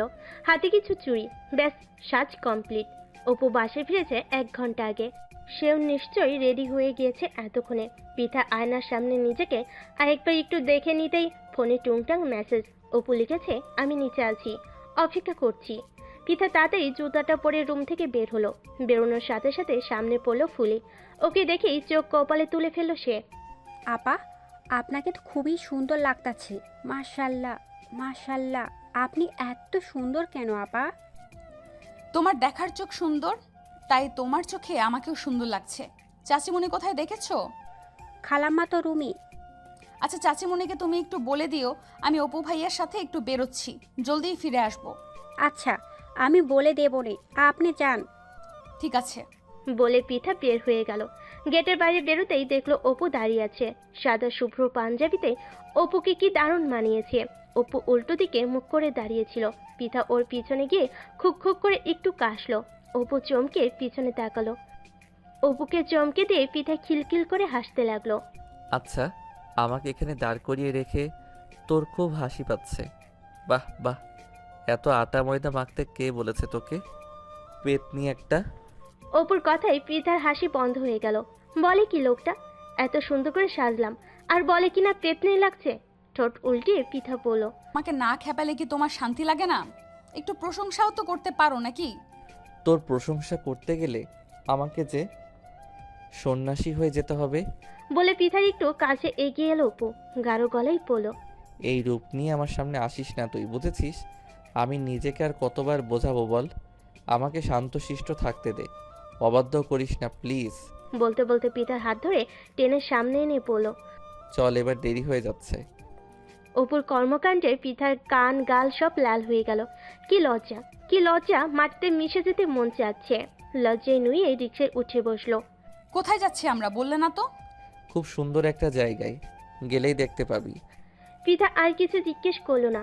অপুর শরীর থেকে কি সুন্দর একটা ঘ্রাণ এসে নাকে লাগছে তার। এত সুন্দর ঘ্রাণ নিতে নিতে সে কোথাও যেন হারিয়ে যাচ্ছিল। অনেকক্ষণ পর একটা জায়গায় এসে রিকশাটা থামলো। পৃথা আশেপাশে তাকিয়ে দেখলো বেশ সুন্দর জায়গাটা। একটা নদীও আছে, পাশে একটা ঘাট, তাতে একটা ছোট্ট নৌকা বাঁধা। আশেপাশে বড় বড় ধান ক্ষেত, কিছু গাছ, সব মিলে খুবই সুন্দর, একদম সবুজ প্রকৃতি। ওরা দুজনে সামনে এগিয়ে গেল। শাড়ি পরে হাঁটতে একটু বেগ পেতে হচ্ছিল বলে ওপর হাতটা বাড়িয়ে দিল। বলল, আমার হাত ধরে হাঁট, যেভাবে হাঁটছিস মনে হচ্ছে যে কোনো সময় মাটিতে গড়াগড়ি খাবি। কথাটা বেঠিক বলেনি ভাবলো পৃথা। অপুর হাতটা ধরে সামনের দিকে হেঁটে চলল। হাঁটতে হাঁটতে নৌকার ঘাটে এসে পৌঁছালো। মাঝি নৌকাতেই ছিল। ওদের দেখে এগিয়ে এলো। অপু বলল, মামা, আমরা একটু নদীতে ঘুরবো, নিয়ে চলেন। জি আসেন মামা। অপু পৃথাকে ওর হাত বাড়িয়ে দিয়ে ডেকে বলল, আয় সাবধানে। ওর হাত ধরে পৃথা নৌকায় উঠে বসলো। কি সুন্দর শান্ত নদীটা। পৃথা পা ভিজে বসলো পানিতে। সন্ধ্যা নেমে আসছে। চারপাশটাই অদ্ভুত সুন্দর আলোর খেলা। পৃথা চোখ বন্ধ করে চারপাশটা উপভোগ করছিল। অপু এক দৃষ্টিতে পৃথার দিকে তাকিয়ে ভাবছে, এই সুন্দর সন্ধ্যাটা কেন তার জীবনে আরো আগে আসেনি? পৃথা কেন তার জীবনে আর একটু আগে আসেনি? জীবনে এত সুন্দর আগে কেন মনে হয়নি? কেন বারবার মনে হচ্ছে জীবনের বাকি সবগুলো সন্ধ্যায় পৃথা এভাবে ওর সামনে থাকুক? অনুভূতিরা কেন এত বেসামাল? এই সুন্দর অনুভূতির নামই কি ভালোবাসা? ঢেউ ছলৎ ছলৎ শব্দে কতক্ষণ সময় পেরোলো ওরা জানে না। আকাশে তখন এক টুকরো চাঁদ উকি দিয়েছে। পৃথা চল, এবার ফিরতে হবে। দুজনে আবার রিকশায় বসলো। শহরের দিকে যেতেই রাস্তার এক পাশে ফুচকার ভ্যান দেখতে পেল ওরা। অপু পৃথাকে বলল, চল এখানেই নামা যাক। পৃথা মাথা নাড়ল। ভাড়া মিটিয়ে ফুচকার ভ্যানের কাছে গিয়ে অপু বলল, মামা ফুচকা বানাও। পৃথার চোখ তো তখন চকচক করছে আনন্দে। ফুচকা পেলে তো আর তার আর কিছুই লাগে না। গপ গপ একের পর এক সাবাস করতে লাগলো। ঝালে নাকের পানি চোখের পানিতে একাকার। গাল দুটো টমেটোর মতো লাল হয়ে গেল। ঝালে একাকার হয়ে গেছিস, তাও ফুচকা খাওয়া থামছে না? হয়েছে অনেক, এবার থাম। প্লিজ আর কয়টা খাই না। আর একটাও না, চল। বলে টেনে পৃথাকে নিয়ে হাঁটতে শুরু করলো সে। উফ, তুমি কিন্তু খুব খারাপ ভাইয়া। আবার ভাইয়া ডাকে মেজাজ চড়ে উঠলো অপুর। একবার ডাকলি কেন, আরো ডাক। কি মধুর ডাক, আহা ভাইয়া। অপুর কথার ভঙ্গিতে হাসতে শুরু করলো এবার পৃথা। বেশ রাত হয়েছে, হালকা হালকা ঠান্ডা লাগছে। অপু একটা রেস্টুরেন্ট থেকে কিছু খাবার পার্সেল নিয়ে নিল। বাবা মা পৃথা সবাইকে নিয়ে একসাথে খাবার খাওয়ার জন্য। হাঁটতে হাঁটতে একটা ফুলের দোকান পড়লো সামনে। সেখান থেকে পৃথার জন্য ফুল দিয়ে বানানো হাতের বালা নিল। দেখি হাত দে। বলে পৃথার হাত টেনে নিয়ে বালা দুটো পরিয়ে দিল। ফর্সা গোলগাল হাতে বালাগুলো কি সুন্দর মানিয়েছে। হাত নেড়ে চেড়ে দেখতে লাগলো পৃথা। রিকশায় করে বাড়ি ফিরে চলল ওরা। ড্রয়িং রুমে ঢুকতেই দেখতে পেল সোফায় এক মহিলা বসা। চিনতে পারলো না ওনাকে। আরেক পাশে সাইদ ভাইয়া আর অদিতি আপুকে দেখতে পেল। অদিতিকে দেখেই পৃথা বলে উঠল, কেমন আছো আপু? কেমন আছো সাইফ ভাইয়া? আমরা ভালো আছি রে, তুই কেমন আছিস? আমিও ভালো। মহিলা এগিয়ে এসে পৃথার হাত ধরলেন। হাত ধরে ওকে টেনে ওনার কাছে নিয়ে বললেন। পৃথা আমতা আমতা করে বলল, আলহামদুলিল্লাহ ভালো আছি, আপনি কেমন আছো মা তুমি? আমিও ভালো আলহামদুলিল্লাহ। আসো আমার পাশে এসে তুমি বসো। আমি সাইফের মামি হই। তুমি আপাতত আমাকে আন্টি ডাকতে পারো। হাসো, বলো মামুনি আমার পাশে বসো। বাহ, তোমার হাতের ফুলগুলো বেশ সুন্দর তো। পৃথা চট করে অপুর দিকে তাকালো।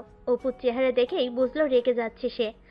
পৃথাকে হাত ধরে টেনে মহিলা তার পাশে বসিয়ে দিলেন। পৃথা এবার জাহানারা বেগমের দিকে তাকালো। জাহানারা বেগম চুপচাপ। আপা, ও তো বাইরে থেকে এসেছে, একটু ফ্রেশ হয়ে আসুক, পরে কথা বলবে আপনার সাথে। হ্যাঁ, সে ঠিক আছে আপা, অল্প একটু বসুক আমার পাশে। মাশাআল্লাহ, এত মিষ্টি একটা মেয়ে। তুমি ঢাকা ইউনিভার্সিটিতে চান্স পেয়েছো শুনলাম। পৃথা হালকা হাসলো, কিছু বলল না। অপু অদিতিকে ইশারায় ডাকলো। অদিতি চোখে চোখে বলল, আসছি একটু পর। এবার মায়ের দিকে তাকালো। মা ছেলের চোখের দিকে তাকিয়ে বুঝলেন ছেলে বলতে চাইছে এই মহিলা এখানে কেন। তিনি ইশারায় ছেলেকে চুপ থাকতে বললেন। অপুর ধৈর্যে কুলালো না। পৃথা, এদিকে আই একটু, প্যাকেটগুলো গুছিয়ে রাখতে হবে বলে ডাকলো পৃথাকে। আন্টি আপনারা নাস্তা করেন, আমি একটু আসছি বলে উঠে গেল সে। রান্নাঘরের দিকে এগুতেই অপু পৃথার হাত ধরে টেনে রান্নাঘরে নিয়ে গেল। একদম ওই মহিলার কাছাকাছি যাবি না তুই, বুঝেছিস? অপুর ফুঁসে ওঠা দেখে পৃথা অবাক হয়ে গেল। কেন, কি হয়েছে বলবে তো? কি হয়েছে তোর জেনে কাজ নেই? বলেছি ওই মহিলার ধারে কাছে যাবি না, তার মানে যাবি না।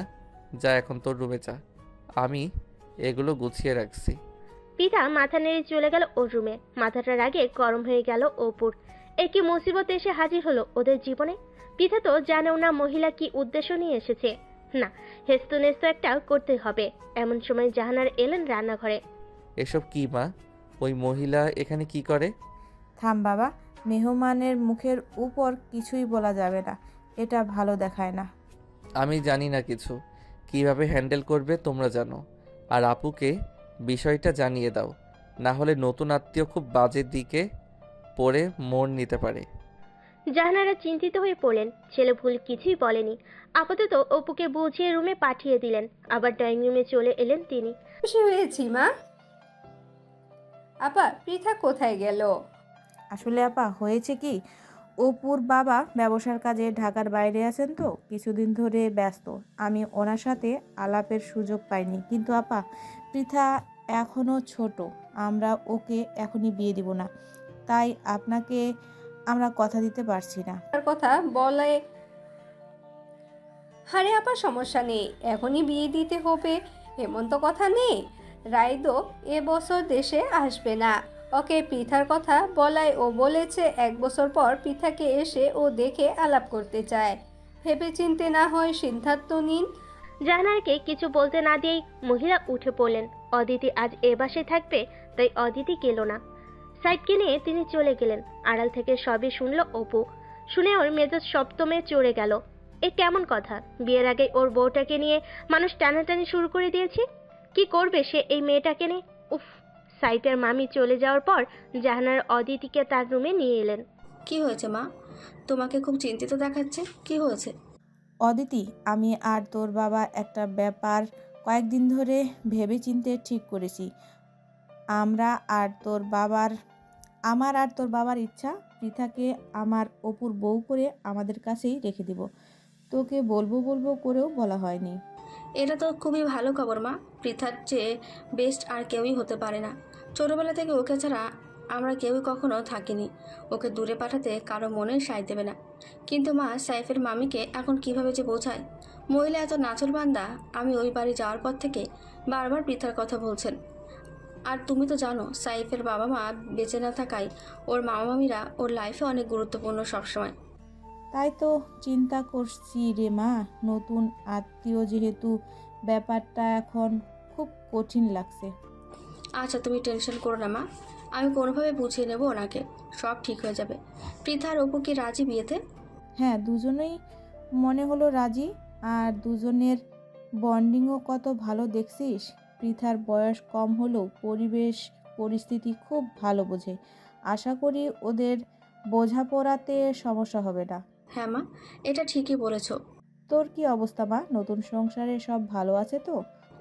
হ্যাঁ মা, আলহামদুলিল্লাহ আমি ভালো আছি, তোমরা দোয়া করো। দোয়া সব সময় করি মা। জাহানারা অদিতির মাথায় হাত বুলিয়ে দিলেন। পিতার ভার্সিটিতে আজ প্রথম দিন। অপুকে ভার্সিটিতে নিয়ে যাচ্ছে। ড্রাইভিং সিটে বসে পিতার দিকে তাকালো সে। সাদা সালোয়ার কামিজে শুভ্র পরীর মতো সুন্দর লাগছে পিতাকে। গাড়ির কাজ ভেদ করে চৈত্রের বাহিরে রোদটা ওর গাল ছুঁয়ে যাচ্ছে। রোদটাকেই হিংসে হতে লাগলো অপুর। রোদের মতো সেও যদি পারত পিতার গালটা তার হাতে একটু ছুঁয়ে দিতে। আজ আব্বু আম্মুকে খুব মনে পড়ছে জানো। স্কুল কলেজ সব পার করে ফেললাম, কখনো আব্বু আম্মুর সাথে স্কুলে যাওয়ার ভাগ্য হলো না আমার। এখন ভার্সিটির জীবন শুরু, অথচ দেখো তারা কেউ আমার পাশে নেই। পিতার কষ্টমাখা কথাগুলো শুনে অপুর ভেতরটা তোলপাড় করে উঠল। তার কাছে যদি সত্যি কোনো ম্যাজিক থাকতো, সেই ম্যাজিক দিয়ে পিতার সব কষ্ট সে মুছে দিত। ভালোবাসার মানুষকে কষ্ট পেতে দেখার এত যন্ত্রণা কেন? কিছুক্ষণ চুপ থেকে অপু বলল, আজ তোর একটা আনন্দের দিন। আজকের দিনে অতীত মনে করে কষ্ট পাস না। ভার্সিটির নতুন পরিবেশে তোর অনেক ভালো লাগবে, দেখিস নতুন নতুন বন্ধু পাবি অনেক। বলতে বলতে ভার্সিটির গেটে চলে এলো ওরা। গাড়ি থেকে নেমে পিঠাকে নিয়ে গেটের দিকে এগিয়ে গেল অপু। মাথায় হাত বুলিয়ে দিয়ে পিঠাকে বলল, মন দিয়ে ক্লাস করবি, ক্লাস শেষে আমাকে ফোন দিবি। আমি ফ্রি থাকলে তোকে নিয়ে যাব, আর না হলে ড্রাইভার পাঠাবো। একা বাসায় যাওয়ার চেষ্টা করবি না কিন্তু। পিঠা মাথা নাড়ল। ইদানিং মানুষটা ওর কত কাছে চলে এসেছে, কত খেয়াল রাখছে। ভাবতেই মনটা আনন্দে ভরে উঠল, আবার সাথে সাথে মনটা আনচান করে উঠল। তার সবচেয়ে কাছের মানুষগুলো তার জীবন থেকে চলে যায়। অপু আজীবন থাকবে তোর পাশে। প্রথম ক্লাসেই পিতার নতুন একজন বান্ধবী হয়ে গেল। মেয়েটির নাম আদিবা। খুব চমৎকার আর হাসি খুশি একটা মেয়ে। আদিবাকে পেয়ে পিতার মনে হলো ভার্সিটি লাইফটা ভালোই কাটতে চলেছে। সন্ধ্যায় বাসায় ফিরে পিতা অদিতি আর জাহানারা বেগমের সাথে অনেক অনেক গল্প করলো। স্বাধীন ভার্সিটিতে কি কি করলো না করলো না জানানো পর্যন্ত ওর শান্তি হচ্ছিল না। রাতে আশরাফ সাহেব ফিরে এলেন। এসে সবাইকে ডেকে বললেন গ্রামে যাবেন তারা। অনেকদিন যাওয়া হয় না গ্রামে। সেখানে অপুর দাদি আছেন, তার ছোট এক ফুপু আছে। সবাই মিলে বেরিয়ে আসা যাবে। পরের সপ্তাহে পিতা ভার্সিটিতে কয়েকদিনের জন্য বন্ধ আছে, সেই বন্ধে বেরিয়ে আসবেন। জাহানারা বুঝলেন অপুর বাবা বেড়ানো উপলক্ষে বিয়ের কথাটাও সেরে আসবেন। মনে মনে তিনিও খুশি হলেন। আদিবা মেসেজ দিল হোয়াটসঅ্যাপে স্যারের আজকের ক্লাসের টপিকে কিছু নোট করেছে, সেগুলো পিঠাকে শেয়ার করলো। একদিনে মেয়েটিকে খুব আপন মনে হলো পিঠার। কথায় কথায় পিঠা আদিবাকে জিজ্ঞেস করলো ওর পরিবারে কে কে আছে। আদিবা বলল ওর বাবা আছেন, মানে বাবা অসুস্থ একটু। মূলত ওকে ওর বড় ফুপু দেখাশোনা করেন। তিনি লন্ডনে আছেন তার পরিবার সহ, দেশে আসবেন কিছুদিন পর। পিতার মনে হলো আহারে, এই মেয়েটিও তার মতোই মাহারা। এজন্যই বোধহয় আদিবাকে এত আপন মনে হয় ওর। দুই বান্ধবী গল্প করতে করতে ঘুমিয়ে পড়ল। তার জানতো না জীবন তাদের কোন নতুন মোড়ে নিয়ে হাজির করতে চলেছে। আশরাফ সাহেব সবাইকে নিয়ে গ্রামের জন্য রওনা দিলেন। সাহেব আর অদিতিও যাচ্ছে। পিতার খুশি যেন আর ধরে না। কতদিন পর তারা গ্রামে যাচ্ছে। সেই ছোটবেলায় প্রায় প্রতি বছরই যেত। বড় হওয়ার সাথে সাথে ব্যস্ততা বাড়ল, আর গ্রামে যাওয়া কমে গেল। পিতার জীবনের সবচেয়ে রঙিন দিনগুলো কেটেছে গ্রামে। শহরের বিষাক্ত বাতাস মুক্ত তাদের একখানি ছোট্ট সুন্দর গ্রামের সবুজ প্রকৃতি। ফসলের মাঠে তাদের দুরন্ত শৈশব বারবার মনের মধ্যে উকি দিচ্ছিল। পিতার মনে পড়ল একবার ছোটবেলায়, তখন তার বয়স 6 কিংবা 7 হয়তো। সে আর অদিতি আপু মিলে গাছে চড়েছিল। অদিতি পরে নেমে যেতে পারলেও পিঠা নামতে পারছিল না। সে কি কান্না তার! কেউ আমাকে বাঁচাও প্লিজ বলে তার স্বরে একটানা চিৎকার করেই যাচ্ছিল। অদিতি নিচে দাঁড়িয়ে চেষ্টা করে যাচ্ছিল কিভাবে ওকে নামানো যায়। অপু পুকুর পাড়ে ছিপ নিয়ে বসা ছিল। পিতার কান্না শুনে সে গাছের দিকে দৌড়ে যায়। উপরের দিকে তাকিয়ে দেখে পিতা গাছে বসে চিৎকার করছে। অপু বিরক্ত হলো। কি গাধা নাকি এই মেয়ে, এমন চিৎকার করছে মনে হচ্ছে বাঘের মুখে করে তাকে নিয়ে যাচ্ছে। এই থাম গাধা একটা, গাছেই তো আটকেছিস, এমন ভ্যা ভ্যা করে কাঁদার কি আছে? ছোট গাছ, যেভাবে উঠেছিস সেভাবে নেমে আয়। পারছি না ভাইয়া, প্লিজ আমাকে বাঁচাও, না হলে সারা জীবন আমার এই গাছেই কাটিয়ে দিতে হবে। বলে আরো জোরে কেঁদে উঠল সে। অপু বিরক্তের মাঝেও ওর কথা শুনে প্রচুর হাসি পেল। বলে কি গাধাটা, গাছে নাকি আজীবন কাটাবে? কি অদ্ভুত চিন্তাধারা। চিৎকার থামা, তুই কোনো সিনেমার নায়িকা না, বুঝেছিস? তোকে বাঁচাতে কোনো নায়ক ছুটে আসবে না। গাছে উঠেছিস কেন? পাকামি করে উঠেছিস যখন গাছেই থাক, ছাগল। অপু, এমন করছিস কেন ওর সাথে? চল ওকে ধরে নামিয়ে আনি। কতক্ষণ ধরে কাঁদছে মেয়েটা। সব জায়গায় ওর পাকনামি না করলে চলে না কেন বলতো? বলে চোখে মুখে বিরক্তি নিয়ে অপু গাছে উঠে পড়লো। সাবধানে নামিয়ে আনলো পিঠাকে, তাও পিঠা কাঁদছিল। আবার কাঁদছিস কেন? এবার চর খাবি কিন্তু, ছিচকাদুনে মেয়ে একটা। অপুর বকুনিতে পিঠা কান্না থামিয়ে বলল, আমি ভেবেছিলাম আমার সারা জীবন বুঝি গাছেই কাটিয়ে দিতে হবে, খুব ভয় পেয়েছিলাম। নিজের অবুঝ বেলার অবুঝ ভাবনাগুলো মনে পড়তেই পিঠার ভীষণ হাসি পেল। গাড়ির জানালা দিয়ে বাইরেটা দেখতে দেখতে সে ছোটবেলার ফ্ল্যাশব্যাকে চলে যাচ্ছিল। ড্রাইভিং সিটে বসেছে অপু, তার পাশে আশরাফ সাহেব, পিছনে জাহানারা আর পিঠা, আর শেষের সিটে অদিতি আর সাইফ। পিঠার কোনাকুনিতে অপু বসা, পিছন থেকে মানুষটাকে দেখছিল সে। উজ্জ্বল ফর্সা রঙের, গালে ক্লিন সেভের নীলচে আভা স্বর্ণ, চুলগুলো সুন্দর করে টেনে আঁচড়ানো, গায়ে আকাশি নীল একটা ফর্মাল শার্টে অপুকে দারুণ হ্যান্ডসাম লাগছে। এক দৃষ্টিতে ওর দিকে তাকিয়ে রইল পিঠা। 18, সর্বনাশ বয়স। 18তে রঙিন জিনিসগুলো আরো বেশি রঙিন লাগে। মনে প্রতিনিয়ত উঠতে থাকে শত ডানার প্রজাপতি। হুট করে সেই প্রজাপতিরা একদিন গিয়ে বসে কোনো ভালো লাগার মানুষের গায়ে, আর সেখানে সর্বনাশের শুরু। কবিগুরু রবীন্দ্রনাথের সেই বিখ্যাত লাইন দুটো মনে পড়ল। পৌষ শেষের আলোয় রাঙা সেদিন চৈত্র মাস, তোমার চোখে দেখেছিলাম আমার সর্বনাশ। পিঠার মনে হলো তার শত ডানার প্রজাপতিগুলো তাদের ঠিকানা খুঁজে পেয়েছে, গিয়ে বসেছে এমন মানুষের গায়ে যে মানুষটা তার চিরকালের চেনা। ড্রাইভিং সিটে বসে অপু এক মনে গাড়ি চালাচ্ছিল। কয়েকবার পিছনে তাকানোর চেষ্টা করেও পায়নি। বাবা একদম পাশে বসা, তিনি বিভিন্ন বিষয় নিয়ে ছেলের সাথে আলাপ শুরু করেছেন। বাবার নজর এড়িয়ে পেছনে তাকানো যাচ্ছে না কোনোভাবে। অপু চুলগুলো দেখার ভান করে আস্তে উপরে থাকা আয়নাটা একটু ঘুরিয়ে দিল। যাক, অল্প হলেও পিঠাকে দেখা যাচ্ছে। একটু পরপর আয়নায় চোখ রাখছিল সে। পিঠা বাইরের দিকে তাকিয়ে কি এত ভাবছে, আবার মুচকি হাসছে। ব্যাপারটা কি? ছোটবেলার কথা মনে পড়ছে নাকি? গ্রামে তাদের সবচেয়ে সুন্দর সময়গুলো কেটেছিল। পিঠা আর অদিতি আপু সারাদিন খেলাধুলায় মেতে থাকতো আর আজব কাণ্ড ঘটাতো। ছোট ছোট বয়সে ছোট হয়, প্রচুর বকুনি খেয়েছে অপুর। ছোটবেলায় পিঠা আস্ত একটা গাধা ছিল, কি সব আজব কথা বলতো। একদিন সে পুকুর পাড়ে বসে মাছ ধরছে, আর দৌড়ে কোথা থেকে এসে বলে, ভাইয়া তুমি নাকি হাঙ্গর মাছ ধরেছ? এই ইয়া বড়। এসব আজগুবি কথা কোথায় পাস তুই? আমি হাঙর কিভাবে ধরবো? আমি ধরেছি পুঁটি মাছ, এই দেখ। ও মা, এত ছোট? আমি আরো ভাবলাম তুমি এত বড় ছিপ নিয়ে বুঝি হাঙর মাছ ধরছো। হা হা করে অপু হেসে উঠল পিঠার অবুঝ কথাগুলো শুনে। ছোট্ট সেই অবুঝ মেয়েটা বড় হতে হতে কেমন চুপচাপ আর শান্ত হয়ে গেল।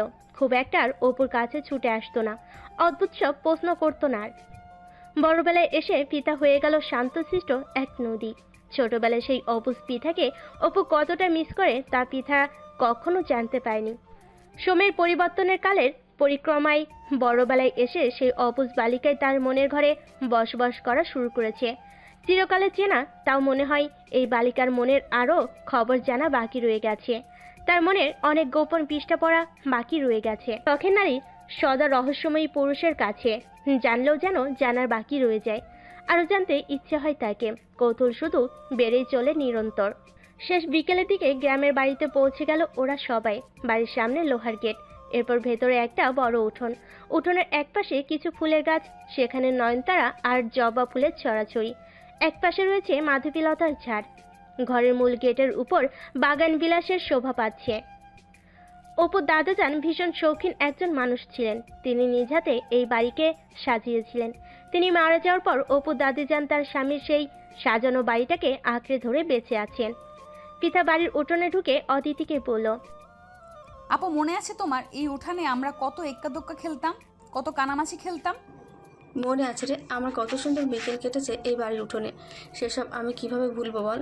বাড়ির ভেতরে ঢুকে সোজা দাদিজানের রুমে চলে গেল ওরা।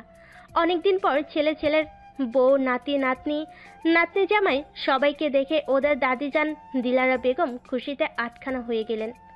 পিঠার অদিতিকে কাছে ডেকে বললেন, আমার বোনেরা, তোমরা আসো। কতদিন পর দাদির কেমন পড়লো তোমাদের? আসো, আমার কাছে আসো, বসো, প্রাণ ভরে আদর করি তোমাদের। পিঠা দাদিজানের কোলে শুয়ে পড়ল। আহা, কি সুন্দর একটা মিষ্টি ঘ্রাণ দাদিজানের শরীরে। সেই ঘ্রাণে মেখে চুপচাপ শুয়ে রইল। অপু দাঁড়িয়ে পিঠাকে দেখছো, কেমন আদরের বাচ্চাদের মতো দাদিজানের কোলে শুয়ে আছে মেয়েটা। মেয়েটার পুরোটাই আদর আদর।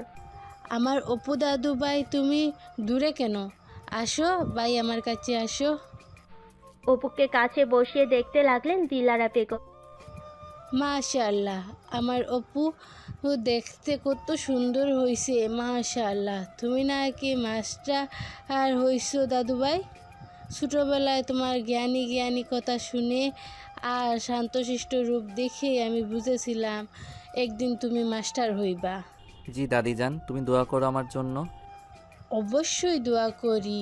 তোমরা এবার ফ্রেশ হয়ে আসো, খাওয়া দাওয়া করো, তোমার ফুফুর সাথেও দেখা করো, আমি সব ব্যবস্থা করতেছি। দাদিজান, আমি একটু তোমার কোলে শুয়ে থাকি প্লিজ, খুব শান্তি লাগছে এখানে। অদিতি আপুর বিয়েতে তুমি গেলে না কেন? আমি অনেক রাগ করেছি। এই শরীর নিয়ে কিভাবে যাই বলো?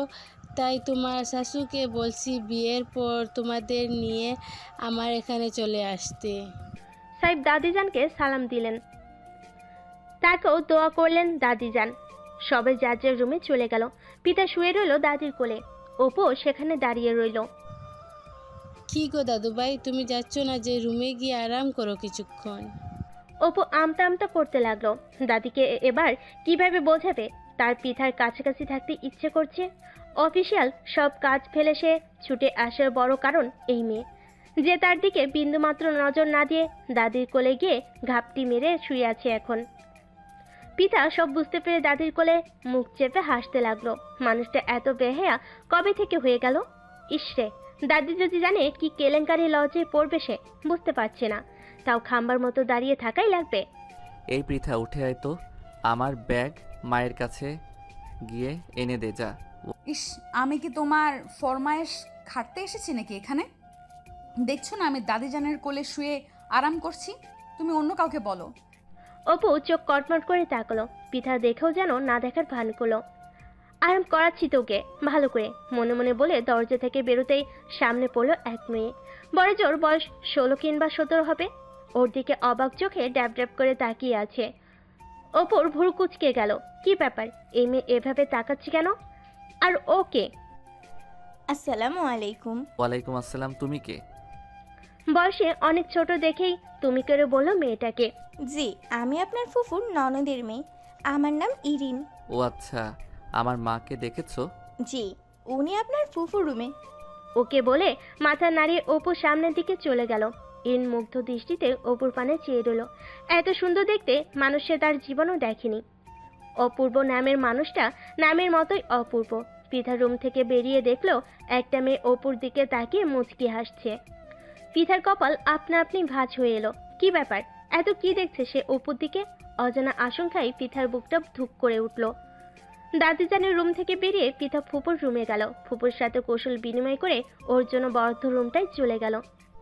সারাদিন জার্নি করে শরীর অনেক ক্লান্ত। ভালোভাবে ফ্রেশ হয়ে সে বারান্দায় গিয়ে দাঁড়ালো। বাইরে সন্ধ্যার সুন্দর হাওয়া বইছে। সেই হাওয়ায় কেবল প্রাণী জুড়িয়ে আসে। শহরের এই বাতাসটা কেন যে পাওয়া যায় না। গ্রামের সন্ধ্যায় যেন অদ্ভুত একটা মায়া, ঘরে ফেরার অদ্ভুত এক আহ্বান। বারান্দা দিয়ে অপুর রুমটা দেখা যাচ্ছে। যাবে কিনা একবার ভাবলো পিঠা, তখন দেখেছিল সে যায়নি না জানি এখন সেটার জন্য বকুনি খাওয়া লাগে। এখানে আসার পর একবারও খোঁজ নেওয়া হয়নি মানুষটার। তারপর তখন ওই স্যাঁচা মেয়েটার অমনভাবে অপুর দিকে তাকিয়ে থাকাটা একদম ভালো লাগেনি পিঠার। মনে মনে খুব রাগ পেল ওই মেয়েটার উপর। দোমনা করেও শেষে পিঠা ভাবলো একবার অপুর রুমে গিয়ে ওর খোঁজ খবর নিয়ে আসা যাক। বকুনি হজম করে নিবে, ছোটবেলা থেকেই বকুনি হজম করেছে। এ আর নতুন কি? অপুর রুমটা অন্ধকার হয়ে আছে, কিছু দেখতে পাচ্ছে না। পিঠা গলা খাকারি দিল। ভেতরে আয়। লাইট নিভিয়ে অন্ধকারে কি করছো? বলতে বলতে লাইট জ্বালিয়ে দিল পিঠা। দেখলো অপু খাটে আদর্শ হয়ে আছে। আলো জ্বেলেছিস কেন? অন্ধকারেই ভালো লাগছিল। মন খারাপ? তা জেনে তুই কি করবি?